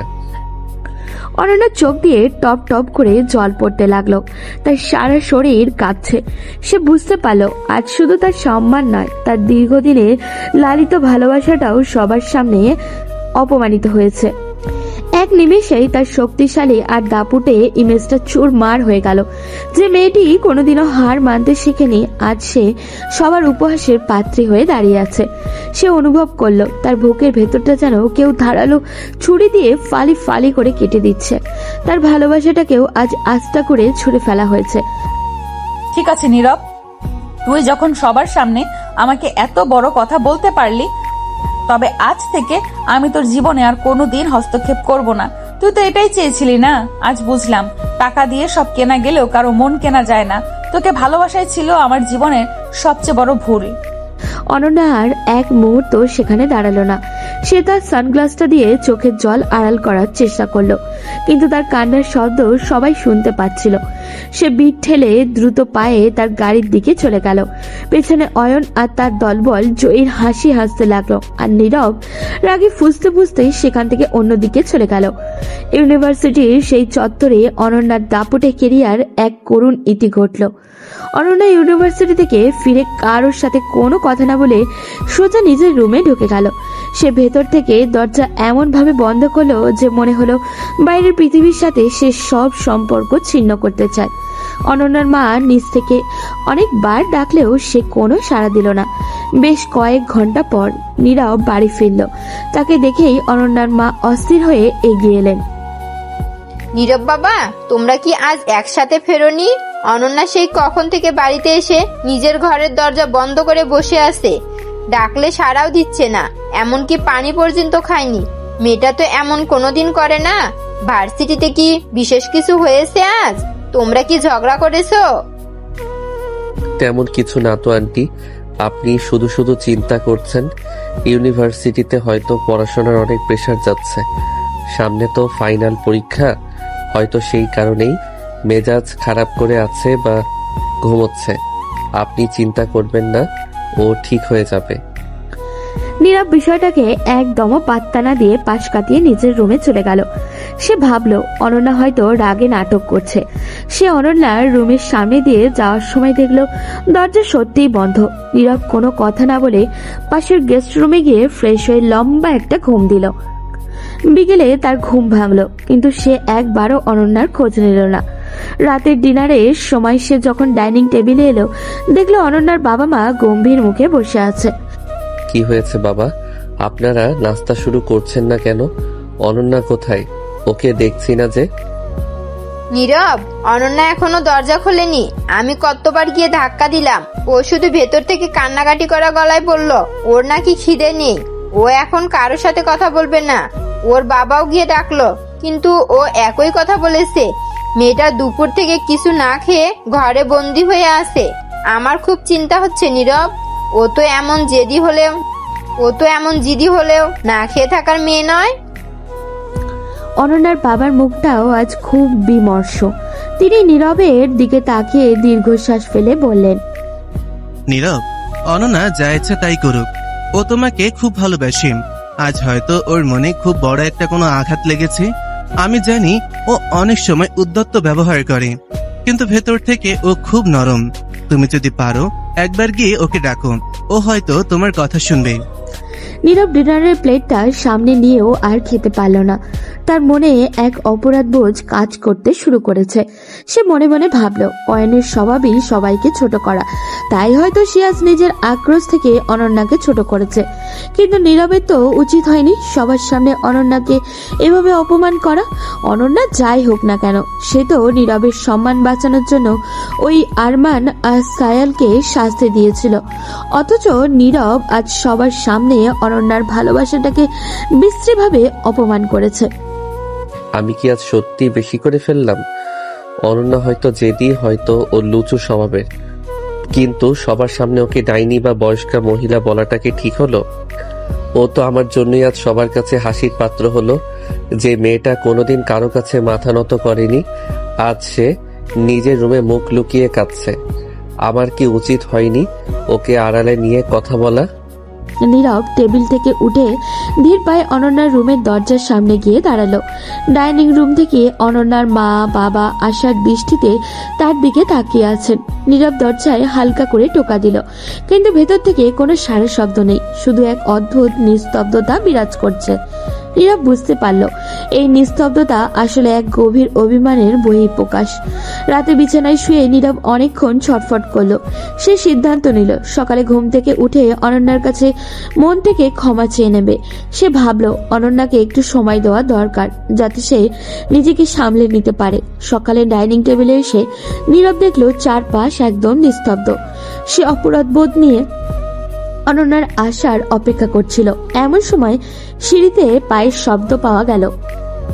নীরব সিঁড়ির দিকে তাকিয়ে একদম স্তব্ধ হয়ে গেল। সিঁড়ি দিয়ে অনন্যা নেমে আসছে, কিন্তু এ যেন এক অন্য অনন্যা। পরনে একদম ফর্মাল অফিসের পোশাক, চোখে মুখে কঠোর গাম্ভীর্য। আগের সেই চপলতা বা নীরবের গাল টিপে দেওয়ার মতো সেই আদুরে ভাবটা একদম গায়েব। অনন্যা, আপনি উঠেছেন? আমি আসলে কালকের ব্যাপারে আপনার সাথে একটু কথা বলতে চাচ্ছিলাম। আমি তখন খুব রাগের মাথায় ছিলাম, তাই না বুঝে অনেক কিছু বলে ফেলেছি। অনন্যা নীরবের কথার কোনো উত্তরই দিল না। সে এমন ভাবে নীরবের পাশ দিয়ে হেঁটে গিয়ে চেয়ারে বসলো যেন সেখানে কেউই নেই। নীরবের অস্তিত্বকে সে পুরোপুরি উপেক্ষা করলো। অনন্যার চোখ মুখ ফোলা, দেখলেই বোঝা যায় সারা রাত সে প্রচন্ড কান্নাকাটি করেছে, কিন্তু এখন আর তার চেহারায় এক ধরনের পাথরের দৃঢ়তা। সে খুব স্বাভাবিক ভঙ্গিতে নাস্তা করতে শুরু করলো এবং সরাসরি তার বাবার সাথে কথা বলতে লাগলো। বাবা, আমি আজ একটু তাড়াতাড়ি অফিস থেকে বের হব। আজ কয়েকটা ইম্পর্টেন্ট মিটিং আছে, আর মিটিং শেষ করে আমি একবার ইউনিভার্সিটিতে যাব। লাইব্রেরিতে আমার কিছু কাজ বাকি আছে। সামনে তো ফাইনাল পরীক্ষা, তাই এখন আর সময় নষ্ট করা যাবে না। মা, শরীর ঠিক আছে তো তোর? তুই কি আজ ইউনিভার্সিটিতে যাবি? কাল তো অনেক ধকল গেছে তোর ওপর দিয়ে। চাইলে আজ বাড়িতে একটু বিশ্রাম নিতে পারিস। আর নীরবও তো আছে, ও না হয় তোকে সাহায্য করবে। না বাবা, আমি একদম ঠিক আছি। বিশ্রাম নেওয়ার কোনো প্রয়োজন নেই, আর আমার কাজে সাহায্য করার জন্য কারোর প্রয়োজন পড়বে না। আমি একাই সামলে নিতে পারবো। তুমি চিন্তা করো না, আমি এখন নিজের ক্যারিয়ার আর পড়াশোনা নিয়ে ফোকাসড হতে চাই। নীরব অবাক হয়ে অনন্যার ব্যবহার দেখছিল। অনন্যা একবারের জন্য নীরবের দিকে চোখ তুলে তাকালো অবধি না। নীরব কয়েকবার চেষ্টা করলো কথা বলার জন্য, কিন্তু অনন্যার এই বরফ শীতল অ্যাটিটিউড দেখে তার বুকটা কেঁপে উঠল। সে দাপুটে বড়লোক আপুটা আজ যেন একদম শান্ত হয়ে গেছে, কিন্তু এই শান্ত রূপটা আগের চেয়ে অনেক বেশি ভয়ঙ্কর। নীরব বুঝতে পারল অনন্যা তাকে তার জীবন থেকে অদৃশ্য করে দিয়েছে। অনন্যা আপু, শুনুন, আমি বাইক বের করছি। আপনি কি আমার সাথেই যাবেন? আজ আমি আপনাকে গেট পর্যন্ত নামিয়ে দিয়ে আসবো। কালকের জন্য আমি সত্যি অনেক লজ্জিত। রহিম কাকা, গাড়ি বের করো, আমি এখন বের হব। মা, আমি আসছি। আজ ফিরতে একটু দেরি হতে পারে, তোমরা খেয়ে নিও।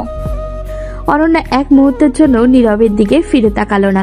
সে হনহনিয়ে বাড়ির বাইরে বেরিয়ে গাড়িতে উঠে বসলো। নীরব ডাইনিং টেবিলের সামনে মূর্তির মতো দাঁড়িয়ে রইল।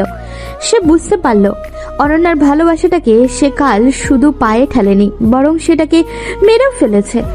যে মেয়েটা সারাক্ষণ তাকে বিরক্ত করত, আজ সে তাকেই সহ্যই করতে পারছে না। নীরবের মনে হলো অনন্যার এই উপেক্ষা তার কালকের করা অপমানের চেয়েও অনেক বেশি যন্ত্রণাদায়ক। ইউনিভার্সিটির ক্যাম্পাসে আজ এক অদ্ভুত দৃশ্য দেখা যাচ্ছে। প্রতিদিন যে অনন্যা নীরবের পিছু পিছু ঘুরত, আজ নীরব তার পিছু পিছু ঘুরছে। নীরব ক্লাসের ফাঁকে, করিডোরে, এমনকি লাইব্রেরির সামনেও কতবার অনন্যার সাথে কথা বলার চেষ্টা করলো, কিন্তু অনন্যা একবারের জন্য তার দিকে ফিরে তাকালো না। সে তার মাস্টার্সের বন্ধুদের সাথে এমনভাবে কথা বলছে আর হাসছে যেন নীরব বলে কেউ তার পরিচিতই নয়। নীরব বুঝতে পারল অবহেলা যে কতটা যন্ত্রণাদায়ক হতে পারে। অনন্যা আপু, প্লিজ একটা মিনিট শুনুন। আমি জানি আমি কাল খুব বড় ভুল করেছি, আমার উপর রাগ করে থাকুন, কিন্তু এভাবে আমাকে একদম পর করে দেবেন না। আমি সত্যি অনেক লজ্জিত। তা আজ সে টের পাচ্ছে বারংবার। অনন্যা নীরবের কথার কোনো উত্তর না দিয়ে তার এক বন্ধুর সাথে কথা বলতে বলতে পাশ কাটিয়ে চলে গেল। সারাদিন এভাবেই অপেক্ষার উপেক্ষার পর নীরব সন্ধ্যায় একা একা বাড়ি ফিরে এলো। তার মনটা আজ ভীষণ ভারাক্রান্ত। সে নিজের ঘরে বসেই ছটফট করছিল আর বারবার ভাবছিল অনন্যাকে সে কতটা কষ্ট দিয়ে ফেলেছে নিজের জেদার ছেলে মানুষের জন্য। ঠিক এই সময় বাড়ির কাজের লোক রহিমা খালা নীরবের দরজায় টোকা দিল। ছোট সাহেব, বড় আপামনি আপনাকে এখন সাদে ডাকছেন, বলেন আপনার সাথে ওনার জরুরি কথা আছে। রহিমা খালার কথা শুনে নীরবের মুখটা মুহূর্তেই খুশিতে উজ্জ্বল হয়ে উঠল।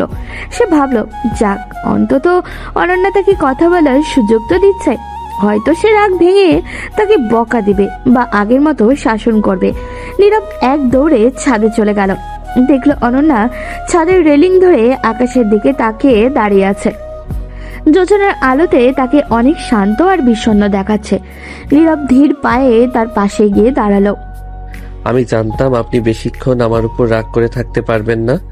আমি জানি কাল আমি যা বলেছি তার কোনো ক্ষমা নেই, তবু আমি বলছি আমি আর কোনোদিন আপনাকে ওভাবে ছোট করব না। আপনি যেভাবে চান আমি সেভাবেই থাকবো। আমাকে ক্ষমা করে দিন।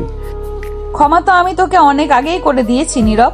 আসলে দোষটা তোর নয়, দোষটা আমার ছিল। আমি জোর করে তোকে আমার জীবনে টেনে এনেছিলাম। ভেবেছিলাম ক্ষমতার দাপট দিয়ে একসময় তোর মনটাও জয় করে নেব, কিন্তু কালকের ঘটনা আমাকে বুঝিয়ে দিয়েছে যে আমি ভুল ছিলাম।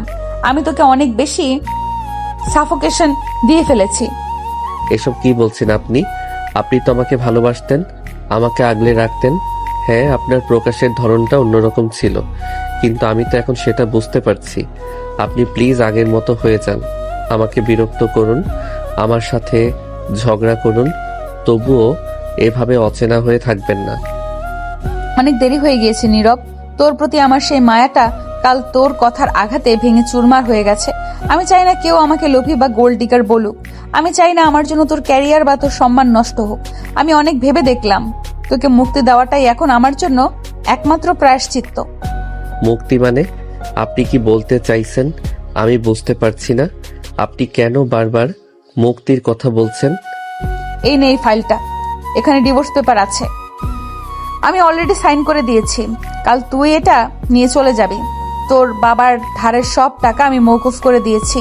ওটা নিয়ে তোকে আর চিন্তা করতে হবে না। এখন তুই স্বাধীন। তুই যেমনটা চেয়েছিলি আমি তোকে আমার জীবন থেকে চিরতরে মুক্তি দিচ্ছি। অনন্যার কথাগুলো শুনে নীরবের পায়ের নিচ থেকে যেন মাটি সরে গেল। সে ভাবতেই পারেনি অনন্যা তাকে ডিভোর্স দেওয়ার কথা বলবে। যে মেয়েটা তাকে পাওয়ার জন্য পুরো দুনিয়ার সাথে লড়াই করতে পারত, সে আজ এত সহজে তাকে ছেড়ে দিচ্ছে। নীরবের বুকের ভেতরটা এক অজানা হাহাকারে ভরে উঠল। সে বাকরুদ্ধ হয়ে অনন্যার দিকে তাকিয়ে রইল। আর অনন্যা এক মুহূর্তের জন্য তার দিকে না তাকিয়ে ধীর পায়ে ছাদ থেকে নিচে নেমে গেল। অনন্যা ছাদ থেকে নেমে যাওয়ার পর নীরব সেখানে কতক্ষণ পাথরের মতো দাঁড়িয়েছিল তার কোনো হিসাব নেই। রাতের হিম শীতল হাওয়া তার গায়ে লাগছে, কিন্তু তার চেয়েও বেশি শীতল হয়ে গেছে তার বুকটা। সে ঘরে ফিরে এলো, কিন্তু বিছানায় শোয়ার সাহস পেল না। তার টেবিলে পড়ে থাকা ওই সাদা খামটা যেন একটা বিষধর সাপের মতো তাকে দংশন করছে। নীরব সারা রাত এক মুহূর্তের জন্য চোখের পাতা এক করতে পারল না। সে বারান্দার গ্রিল ধরে বাইরের অন্ধকারের দিকে তাকিয়ে রইল। আমি তো এটাই চেয়েছিলাম, তাই না? এই বন্দি জীবন থেকে মুক্তি, এই বড়লোক লুচু আপুর হাত থেকে নিস্তার। তবে আজ যখন সেই মুক্তির কাগজটা আমার হাতের মুঠোয়, তখন আমার বুকের ভেতরটা এমন শূন্য লাগছে কেন? অনন্যা এমন একটা ভাবমূর্তি তৈরি করে নিল যেন সে আমাকে কোনোদিন চিনত না। এই অবহেলা তো আমি সহ্য করতে পারছি না। আমার একটা ভুলের জন্য কি সত্যি সবকিছু এভাবে ধ্বংস হয়ে যাবে? ভোরের আলো ফোটার অপেক্ষায় নীরব যখন ক্লান্ত চোখে বসেছিল, তখন তার মনের পর্দায় সিনেমার মতো ভেসে উঠল তাদের বিয়ের সেই উতাল দিনগুলোর কথা। তার মনে পড়ল কিভাবে অনন্যা তাকে পাওয়ার জন্য একেবারে মরিয়া হয়ে উঠেছিল। সেদিন অনন্যা তার বাবার ধারের 10 লাখ টাকার চেকটা টেবিলের উপরে ছুঁড়ে দিয়ে দাপটের সাথে বলেছিল, এই টাকাটা তোর বাবার জীবন বাঁচাবে, আর তুই হবি আমার জীবনের অংশ। সেদিন আমি ওকে ডাইনি বলেছিলাম। বিয়ের রাতে ও যখন আমার পাঞ্জাবির কলার ধরে নিজের দিকে টেনে এনেছিল, আমি ভয়ে কাঁপছিলাম। ও হাসতো আর বলতো, তুই আমার পিচ্চি সোনা, তোকে আমি চিবিয়ে খেয়ে ফেলবো। ওর সেই পাগলামি, সেই জোর করে নিজের পাশে বসিয়ে রাখা, সেই লুচু স্বভাবের আড়ালে যে কতটা গভীর অধিকার বোধ ছিল, সেটা আমি আজ বুঝতে পারছি। ও তো আমাকে ছাড়া এক মুহূর্ত থাকতে পারতো না। নীরব ভাবল সেই দিনের কথা, যেদিন অনন্যা তাকে জোর করে মেহেদি পরিয়ে দিয়েছিল। সে বলেছিল নীরবের নখে ওর নামের প্রথম অক্ষর থাকতে হবে, যাতে ভার্সিটির সব মেয়ে বুঝতে পারে এই ছেলে বুকড। অনন্যা তাকে শাসন করত, বিরক্ত করত, কিন্তু কখনো তার অসম্মান সহ্য করেনি। আরমান আর সাইলা যখন তাকে ছোট করেছিল, অনন্যা নিঃশব্দে তাদের কেরিয়ার ধ্বংস করে দিয়েছিল শুধু নীরবের সম্মানের জন্য। অথচ সেই অনন্যাকেই কাল নীরব সবার সামনে বয়স্ক মহিলা আর ডাইনি বলে গালি দিল। আমি কতটা নীচ! ও আমার জন্য দুনিয়ার সাথে লড়েছে, আর আমি দুদিনের বন্ধু অয়নের কথা শুনে ওকে সবার সামনে নগ্ন করে দিলাম। ওর ভালোবাসাটাকে আমি সবার সামনে তামাশা বানিয়েছি। আজ অনন্যা আমার দিকে ফিরেও তাকাচ্ছে না, কারণ আমি ওর আত্মসম্মানে চরম আঘাত করেছি। ও দাপুটে হতে পারে, কিন্তু ওরও তো একটা মন আছে। আমি নিজের হাতে নিজের সুন্দর একটা ভবিষ্যৎ পুড়িয়ে দিয়েছি। সকাল হয়ে এলো। নীরব আয়নার সামনে গিয়ে দাঁড়ালো। তার লাল হয়ে থাকা চোখ আর বিধ্বস্ত চেহারা দেখে নিজেকেই চিনতে পারছে না। সে বুঝতে পারলো অনন্যা তাকে ছেড়ে দিলে সে হয়তো স্বাধীন হবে, কিন্তু এই বিশাল পৃথিবীতে সে খুব একা হয়ে যাবে। অনন্যার ওই আদুরের শাসন আর পাগলামি ছাড়া তার জীবনটা এখন এক একটা মরুভূমি ছাড়া আর কিচ্ছু নয়। নীরব ঠিক করলো সেই ডিভোর্স পেপার ছিঁড়ে ফেলবে, কিন্তু তার আগে তাকে অনন্যার সেই জমে থাকা বরফ গলাতে হবে। তবে অনন্যা যেভাবে দেয়াল তুলে দিয়েছে, সেই দেয়ালে ভাঙা কি আদৌ সম্ভব? সকালে সূর্যের আলো নীরবের চোখে মুখে এসে পড়তেও তার মনে আজ ঘন অন্ধকার। রাতে এক মুহূর্তেও ঘুমাতে পারেনি ও। সকালে ফ্রেশ হয়ে সে যখন ড্রয়িং রুমে এলো, দেখলো অনন্যা ডাইনিং টেবিলে বসে কফি খাচ্ছে। তার হাতে সেই পরিচিত ল্যাপটপ, কিন্তু তার দৃষ্টিতে সেই আগের চপলতা নেই। নীরব অনেক সাহস সঞ্চয় করে অনন্যার সামনে গিয়ে দাঁড়ালো। তার গলা শুকিয়ে আসছিল, তবুও সে কথা বলার চেষ্টা করলো। অনন্যা আপু, আপনি কি একবার আমার কথা শুনবেন? আমি কালকের ওই ফাইলটা নিয়ে কিছু বলতে চাই। আমি জানি আমি অপরাধ করেছি, কিন্তু আপনি কি আমাকে আর একটা সুযোগ দেবেন না? আমি বুঝতে পেরেছি আমি আপনার সাথে কতটা অন্যায় করেছি। অনন্যা কফির কাপটা শান্তভাবে টেবিলের ওপর রাখলো। সে একবারের জন্য নীরবের চোখের দিকে তাকালো না। সে যেন নীরবকে দেখতেই পাচ্ছে না। অনন্যা খুব ধীর স্থির ভাবে তার ল্যাপটপ বন্ধ করলো এবং ব্যাগ গুছিয়ে উঠে দাঁড়ালো। নীরব ওর হাত ধরতে চাইলেও অনন্যা খুব কৌশলে সরে গেল। আমার এখন অনেক তাড়া আছে। ইউনিভার্সিটিতে একটা সেমিনার আছে, সেখান থেকে সরাসরি অফিসে যেতে হবে। তোমার যদি কোনো কথা থাকে তবে আমার আইনজীবীর সাথে যোগাযোগ করো। ফাইলটাতে তার নাম্বার দেওয়া আছে, এবং আমার সামনে থেকে সরে দাঁড়াও। আমার অনেক দেরি হয়ে যাচ্ছে। অনন্যা হনহনিয়ে বেরিয়ে গিয়ে তার গাড়িতে উঠে বসলো।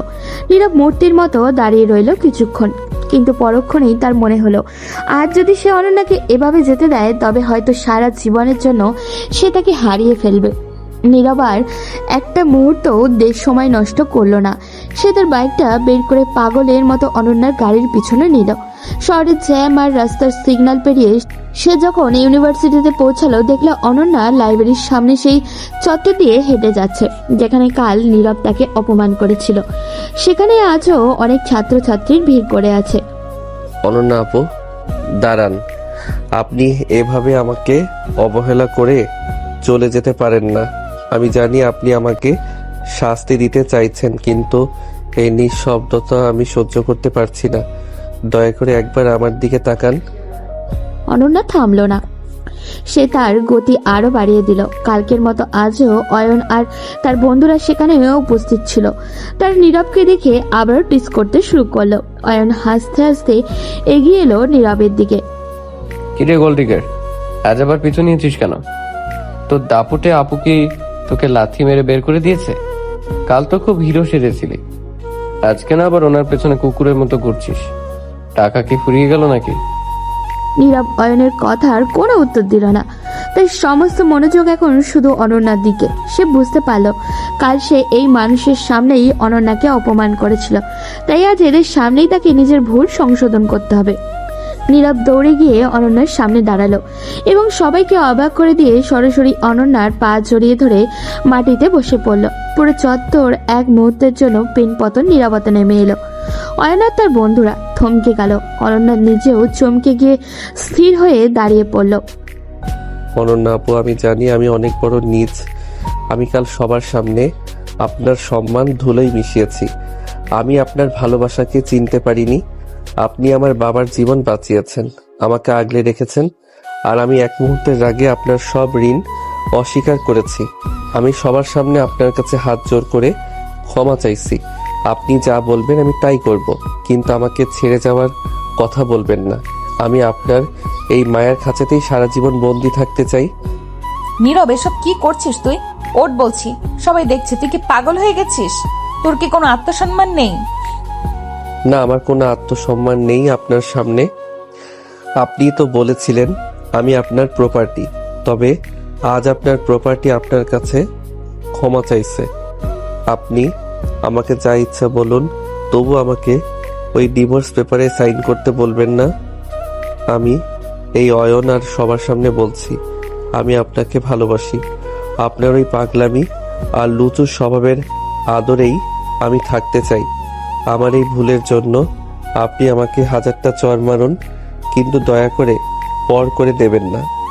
নীরবের চোখের জল অনন্যার পায়ের উপর পড়ছিল। অনন্যা নিচের দিকে তাকিয়ে দেখলেও সে জেদি আর অভিমানী ছেলেটা আজ তার পায়ের কাছে একদম অসহায় হয়ে পড়ে আছে। অনন্যার ভেতরে সেই জমে থাকা বরফ যেন নীরবের চোখের জলে এক নিমিষেই গলতে শুরু করলো। সে বুঝতে পারলো নীরব সত্যি তার ভুল বুঝতে পেরেছে। অয়ন আর তার বন্ধুরা তখন অপমানে তার বিস্ময়ে সেখান থেকে সরতে শুরু করলো। অনন্যা নিচু হয়ে নীরবের 2 হাত ধরে তাকে টেনে তুললো। তুই সত্যি একটা আস্ত পাগল নীরব।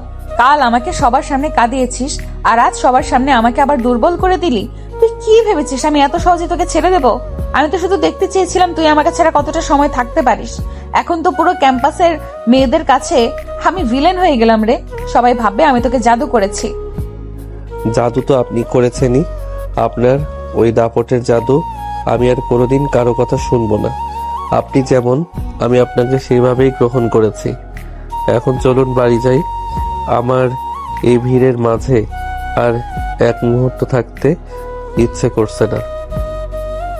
বাড়ি যাবি? অত সোজা না। তুই যেহেতু সবার সামনে আমার পায়ে ধরেছিস, এখন সবাইকে মিষ্টি খাওয়াতে হবে। আর শোন, আজ থেকে তোর উপর আমার হুকুম দ্বিগুণ হয়ে যাবে। কোনো আপত্তি নেই তো? নীরব হাসলো। এক বুক শান্তি নিয়ে সে অনন্যার হাত শক্ত করে ধরল, যে হাতটা সে কাল ঘৃণায় সরিয়ে দিয়েছিল। আজ সেই হাতটাই তার কাছে পৃথিবীর সবচেয়ে নিরাপদ আশ্রয় মনে হয়েছে।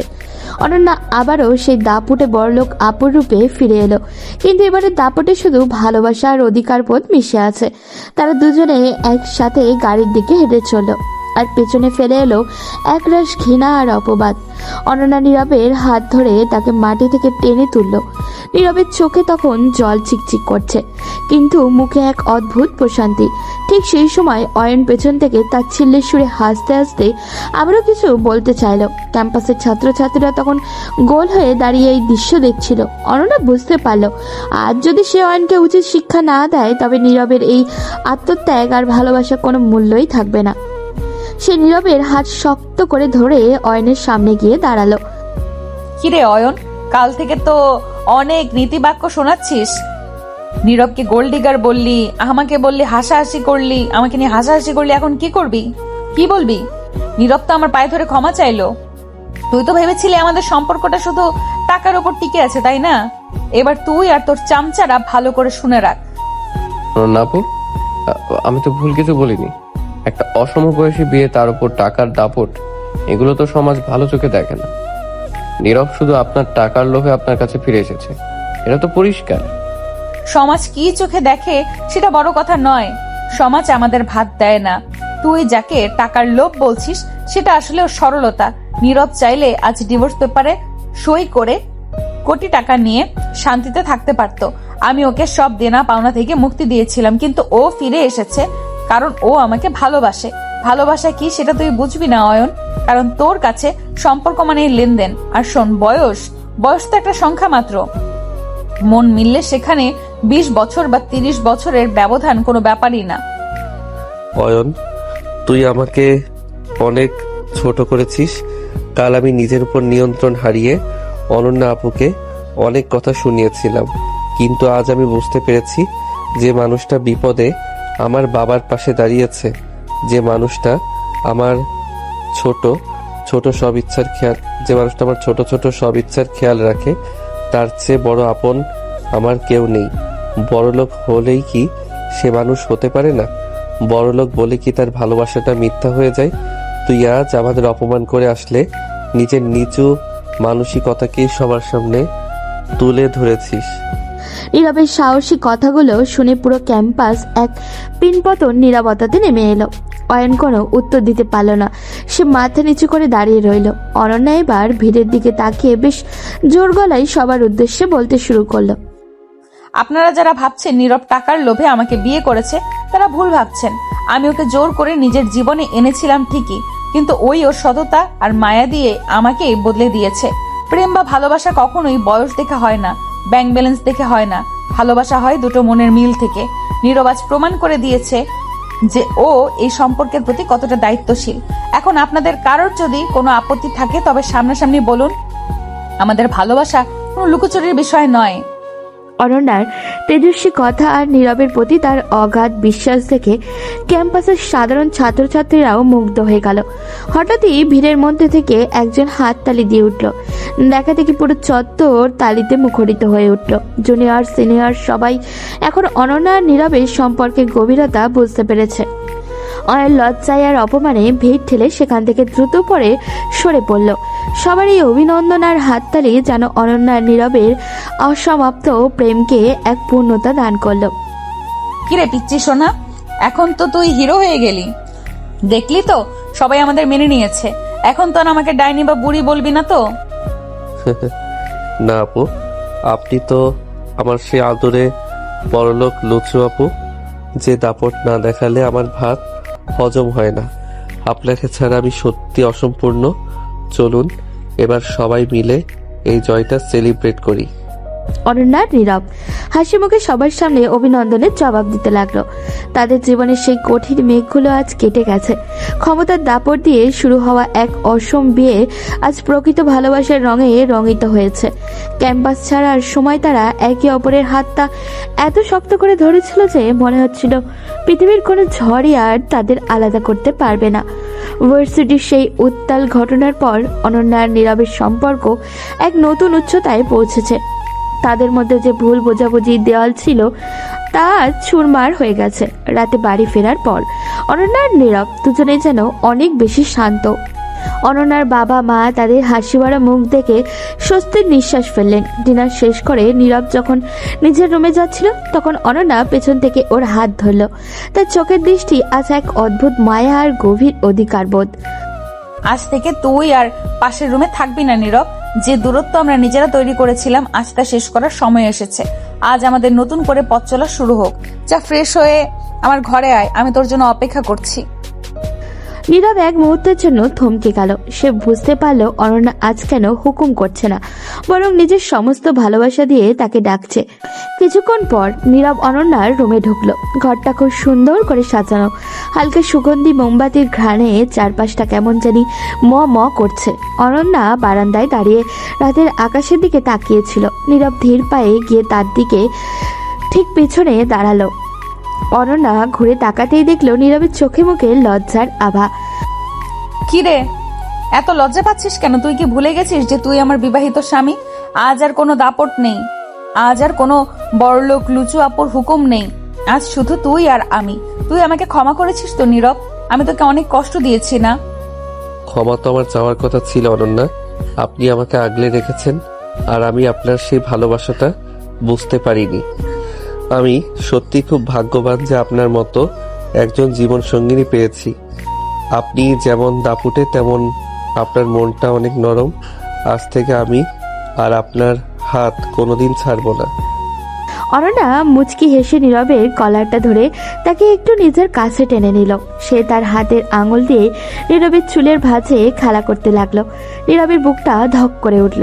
অনন্যা তার খুব কাছে গিয়ে একদম নিচু স্বরে ফিস ফিস করে বলল, জানিস নীরব, আমি তোকে যখন প্রথম দেখেছিলাম তখনই ঠিক করেছিলাম তোকে আমি আমার করেই ছাড়বো। আমি জানতাম তুই হয়তো শুরুতে আমাকে গ্রহণ করতে পারবি না, কিন্তু আমি তোর ওই মায়ামাখা চোখ দুটো দেখে পাগল হয়ে গেছিলাম। আজ যখন তুই সবার সামনে আমার পা জড়িয়ে ধরলি তখন আমার মনে হয়েছে আমার পুরো পৃথিবীটা সার্থক হয়ে গেছে। আমি তো ভয় পেয়েছিলাম আপনি আমাকে সত্যি ছেড়ে দেবেন। ওই ডিভোর্স পেপারটা দেখে আমার মনে হয়েছিল আমি নিঃস্ব হয়ে গেছি। আপনাকে ছাড়া আমার এক মুহূর্ত ভালো কাটেনি অনন্যা। আমি এখন বুঝতে পারছি আপনার ওই পাগলামিগুলোই আমার জীবনের সবচেয়ে বড় পাওয়া। অনন্যা তার কপাল নীরবের কপালের সাথে ঠেকালো। বাইরে ঝিঝি পোকার ডাক আর মৃদু বাতাসের শব্দ ছাড়া ঘরে আর কোনো শব্দ নেই। নীরব সাহস করে অনন্যাকে জড়িয়ে ধরলো। অনন্যাও নীরবের বুকে মাথা রাখলো। তাদের দুজনের নিঃশ্বাসের শব্দ যেন এক অন্যরকম ছন্দ তৈরি করলো। সেই রাতে কোনো জেদ ছিল না, কোনো অহংকারও ছিল না, ছিল কেবল একে অপরের প্রতি অগাধ বিশ্বাস আর ভালোবাসা। শোন পিচ্চি সোনা, আজ থেকে তুই শুধু আমার। কাল থেকে যদি তোকে কোনো মেয়ে ডিস্টার্ব করে তবে কিন্তু সরাসরি তাকে গিয়ে ধমক দেব। তুই কিন্তু তখন রাগ করতে পারবি না। আপনি কি কোনোদিন পাল্টাবেন না? সে একই রয়ে গেলেন। তবে হ্যাঁ, আপনার এই রূপটাই আমার সবচেয়ে প্রিয়। আমি আজীবন আপনার এই আদরের শাসন মেনে নিতে রাজি। অনন্যা নীরবের গালে একটা গভীর চুমু খেলো। চাঁদের আলো বারান্দা দিয়ে ছুঁয়ে ছুঁয়ে তাদের উপরে পড়ছে। রাতের নিস্তব্ধতা যেন আজ এক মায়াবী চাদরে মুড়িয়ে দিয়েছে অনন্যার ঘরটিকে। হালকা নীলচে আলোর আবহে চারপাশটা অন্যরকম এক রহস্যময়তায় ঘেরা। জানলার পর্দাগুলো দক্ষিণা বাতাসে আলতো করে দুলছে, আর ঘরের ভিতরে ছড়িয়ে পড়ছে দামি পারফিউম আর রজনীগন্ধার মিশ্র এক সুগন্ধ। নীরব অনন্যার বিছানায় বসেছিল। তার হৃদস্পন্দন আজ স্বাভাবিকের থেকে অনেক বেশি। অনন্যার ড্রেসিং টেবিলের সামনে দাঁড়িয়ে তার গলার ভারী নেকলেসটা খুলছিল। আয়নায় সে অপলক দৃষ্টিতে নীরবের লজ্জিত মুখটা দেখছিল। কিরে নীরব, তুই কি এখনো ভয় পাচ্ছিস? তোর মুখটা দেখে মনে হচ্ছে তুই বুঝি কোনো বাঘের খাঁচায় ঢুকে পড়েছিস। আমি কি তোকে আজ সত্যি চিবিয়ে খেয়ে ফেলবো ভেবেছিস? আজ তো আমি তোকে কোনো হুকুম দেইনি, আজ তো তোকে আমি ভালোবেসে এই ঘরে রেখেছি। তবুও তোর এত জড়তা কেন? আজকে আমাদের মধ্যে কোনো আড়াল থাকা উচিত? ভয় নয় অনন্যা, আসলে একটা অজানা অনুভূতি কাজ করছে। আমি কোনোদিন ভাবিনি আমাদের সম্পর্কটা এই পর্যায়ে আসবে। আমি আপনাকে সারা জীবন বড়লোক আপু হিসেবে দেখে এসেছি, যে আমাকে শাসন করে, যে আমাকে কেনে। কিন্তু আজকের এই মুহূর্তটা একদম আলাদা। আজ আপনি আমার কাছে শুধুই আমার স্ত্রী। আপনার এই রূপের সামনে আমি নিজেকে খুব অসহায় আর ছোট অনুভব করছি। আপনি এত সুন্দরী যে আমি আপনার দিকে চোখ তুলে তাকাতে পারছি না। অনন্যা ঘুরে দাঁড়িয়ে ধীর পায়ে নীরবের দিকে এগিয়ে গেল। তাই রেশমি চুরির ঘ্রাণ নীরবে নাকে এসে লাগছে। অনন্যা নীরবের খুব কাছে এসে বসলো। সে নীরবের একটা হাত নিয়ে নিজের গালের উপরে রাখলো। নীরবের আঙুলগুলো কাঁপছিল। অনন্যার চোখ বন্ধ করে সেই স্পর্শগুলো অনুভব করতে লাগলো। নীরবের মনে হলো সে যেন এক অগ্নিকুণ্ডের পাশে বসে আছে, যার উত্তাপ তাকে ক্রমশ গলিয়ে দিচ্ছে। পাগল একটা। সৌন্দর্যের দাপট দিয়ে অনেককে ঘায়েল করা যায়, কিন্তু আমি চেয়েছিলাম তোর ভালোবাসা দিয়ে নিজেকে সিক্ত করতে। তুই যখন সবার সামনে আমার পা জড়িয়ে ধরেছিলি, তখন আমার মনে হয়েছিল আমার এই রূপ, এই টাকা, এই অহংকার সব তুচ্ছ। তুই আজ আমার সব দাপট কেড়ে নিয়েছিস নীরব। এখন আমি তোর সামনে এক সাধারণ নারী, যে শুধু তোর একটু ছোঁয়া পাওয়ার জন্য আকুল হয়ে আছে। তুই কি আমাকে একবারও ছুঁয়ে দেখবি না? আমি আপনাকে অনেক কষ্ট দিয়েছি, আপনার সম্মান নিয়ে কথা বলেছি। আমি কি সত্যি আপনার এই ভালোবাসার যোগ্য? আপনি এত বড় মনের মানুষ যে আমার সব অপরাধ এক নিমিষে ভুলে গেলেন। আমি যখন আপনার খুব কাছে আসি, তখন আমার মনে হয় আমি কোনো স্বপ্নে আছি। আপনার এই সান্নিধ্য আমার জন্য এক পরম পাওয়া। আমি কথা দিচ্ছি, আজ থেকে আমি আপনার প্রতিটি নিঃশ্বাসের খবর রাখব। আপনার প্রতিটি হুকুম আমি মাথা পেতে নেব, কিন্তু সেই হুকুম হতে হবে ভালোবাসার। ভালোবাসার হুকুম তো আমি সারা জীবনই দেব রে পিচ্ছি। তুই আমার যত কাছে আসবি, আমি তত বেশি তোকে শাসন করব। তবে সেই শাসন হবে আদরের। আজ এই রাতে আমাদের মাঝে আর কোনো দেওয়াল নেই। তুই আমার বাহুবন্দী হয়ে থাকবি সারা রাত। আমি চাই আজ আমাদের হৃদস্পন্দন যেন এক হয়ে যায়। তোর হাতগুলো কেন এখনো কাঁপছে? আমার দিকে তাকা নীরব। তোর ওই চোখে আমি আমার নিজের প্রতিচ্ছবি দেখতে চাই। অনন্যা নীরবের শার্টের উপরের বোতামগুলো আলতো করে খুলে দিল। তার হাতের আঙুলের ছোঁয়ায় নীরবের শরীর এক মৃদু শিহরণ বয়ে গেল। নীরব আর নিজেকে ধরে রাখতে পারল না। সে অনন্যাকে খুব শক্ত করে নিজের বুকের সাথে জড়িয়ে নিল। অনন্যা তার দুই হাতে নীরবের ঘাড়ের উপর দিয়ে জড়িয়ে নিয়ে তার বুকে মুখ লুকালো। তাদের দুজনের নিঃশ্বাসের গতি ক্রমশ বাড়তে লাগলো। নীরব অনন্যার চিবুক ধরে তার মুখটা একটু উছিয়ে ধরল। আমাকে এভাবে দেখিস না নীরব, আমার খুব লজ্জা লাগছে। তুই কি জানিস এই দিনটার জন্য আমি কত রাত জেগে প্রার্থনা করেছি? আমি চেয়েছিলাম তুই নিজেই নিজের ইচ্ছে আমার কাছে আসবি। আজ যখন তুই আমাকে জড়িয়ে ধরেছিস, তখন আমার মনে হচ্ছে আমার পুরো পৃথিবীটা জয় করে ফেলেছি আমি। তুই আমার জীবন, তুই আমার সব। আজ এই রাতটা শুধু আমাদের দুজনের, কোনো পিছুটার নেই, কোনো ভয় নেই, শুধু তুই আর আমি। আমি আপনাকে অনেক বেশি ভালোবাসি অনন্যা। আজ থেকে আমি আপনার ছায়া হয়ে থাকব। আপনি আমার উপর যত দাপট দেখাবেন, আমি তত বেশি আপনার প্রেমে পড়ব। আপনার এই ঘনিষ্ঠতা আমাকে অন্য এক জগতে নিয়ে যাচ্ছে, যেখানে শুধু সুখ আর সুখ। আমি কোনোদিন আপনাকে চোখের আড়াল হতে দেব না। আপনি আমার সেই বড়লোক লুচু আপু, যে আমার হৃদয়ের একমাত্র মালকিন। নীরব অনন্যার কপালে একটা গভীর দীর্ঘ চুমু খেলো। এরপর সে তার ঠোঁট দুটো অনন্যার কানের কাছে নিয়ে গিয়ে ফিস ফিস করে কিছু একটা বলল, যা শুনে অনন্যা লজ্জায় লাল হয়ে গেল। নীরব অনন্যাকে পাজ্জা কোলে করে কোলে তুলে নিয়ে এবং ধীরে ধীরে বিছানায় শুইয়ে দিল। ঘরের আলোটা আরো কমিয়ে দিয়ে সে অনন্যার পাশে এসে বসলো। তাদের দুজনের দীর্ঘ প্রতীক্ষিত এই মিলনের রাতটি যেন সময়ের চাকা থামিয়ে দিল। একে অপরের আলিঙ্গনে নিবিড় ঘনিষ্ঠতায় তারা দুজনে হারিয়ে গেল এক অন্য ভুবনে। এইভাবেই থাকিস সারা জীবন, আমাকে ছেড়ে কোথাও যাস না। তোর এই ওমটুকুই আমার বেঁচে থাকার সম্বল। কোথাও যাব না অনন্যা, আমি আপনার হৃদয়ের স্পন্দন হয়ে বেঁচে থাকবো আমৃত্যু। রাত বাড়তে লাগলো আর তাদের ভালোবাসার গভীরতাও বাড়তে থাকলো। সেই মায়াবী রাতে নীরব আর অনন্যা একে অপরের পরিপূরক হয়ে উঠল। দীর্ঘ ঝগড়া, অপমান আর তর্কের পর আজ তাদের ভালোবাসা এক পূর্ণতা পেল। যে সম্পর্কে শুরু হয়েছিল দাপট আর টাকা দিয়ে, তার সমাপ্তি হলো নিখাত মায়া আর আত্মিক টানে। কয়েক বছর পরের এক বসন্তের সকাল, অনন্যার সেই বিশাল বাড়ির ছাদে বাগানটায় এখন ফুলে ফুলে ভরে উঠেছে। আগে সেই দাপুটে আর জেদি অরণ্যা এখন অনেক বেশি শান্ত এবং সংসারী। যদিও তাদের ভালোবাসার প্রকাশের ধরনটা এখনো সেই আগের মতোই কিছুটা পাগলামি আর অধিকার বোধে ঘেরা। নীরব এখন শুধু একজন ছাত্র নয়, সে তার পড়াশোনা শেষ করে অরণ্যার ব্যবসার হাল ধরেছে এবং নিজের মেধা দিয়ে কোম্পানিকে আরো উঁচুতে নিয়ে গেছে।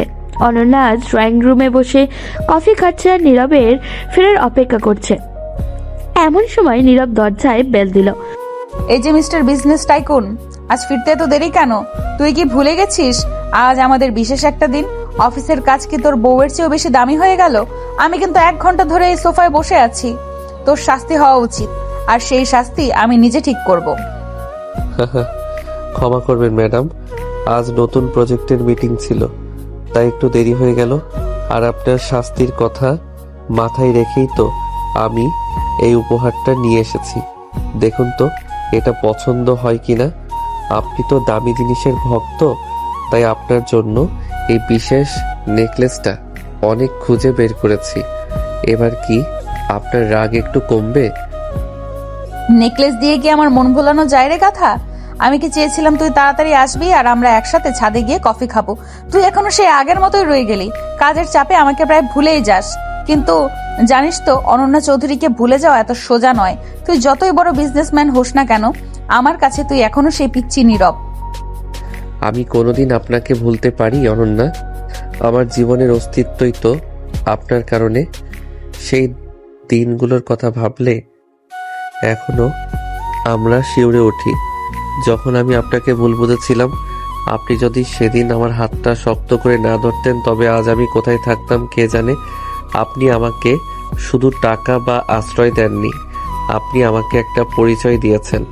আপনি আমার সেই বড়লোক লুচু আপু, যে দাপট না দেখালে আমার দিনটাই শুরু হয় না।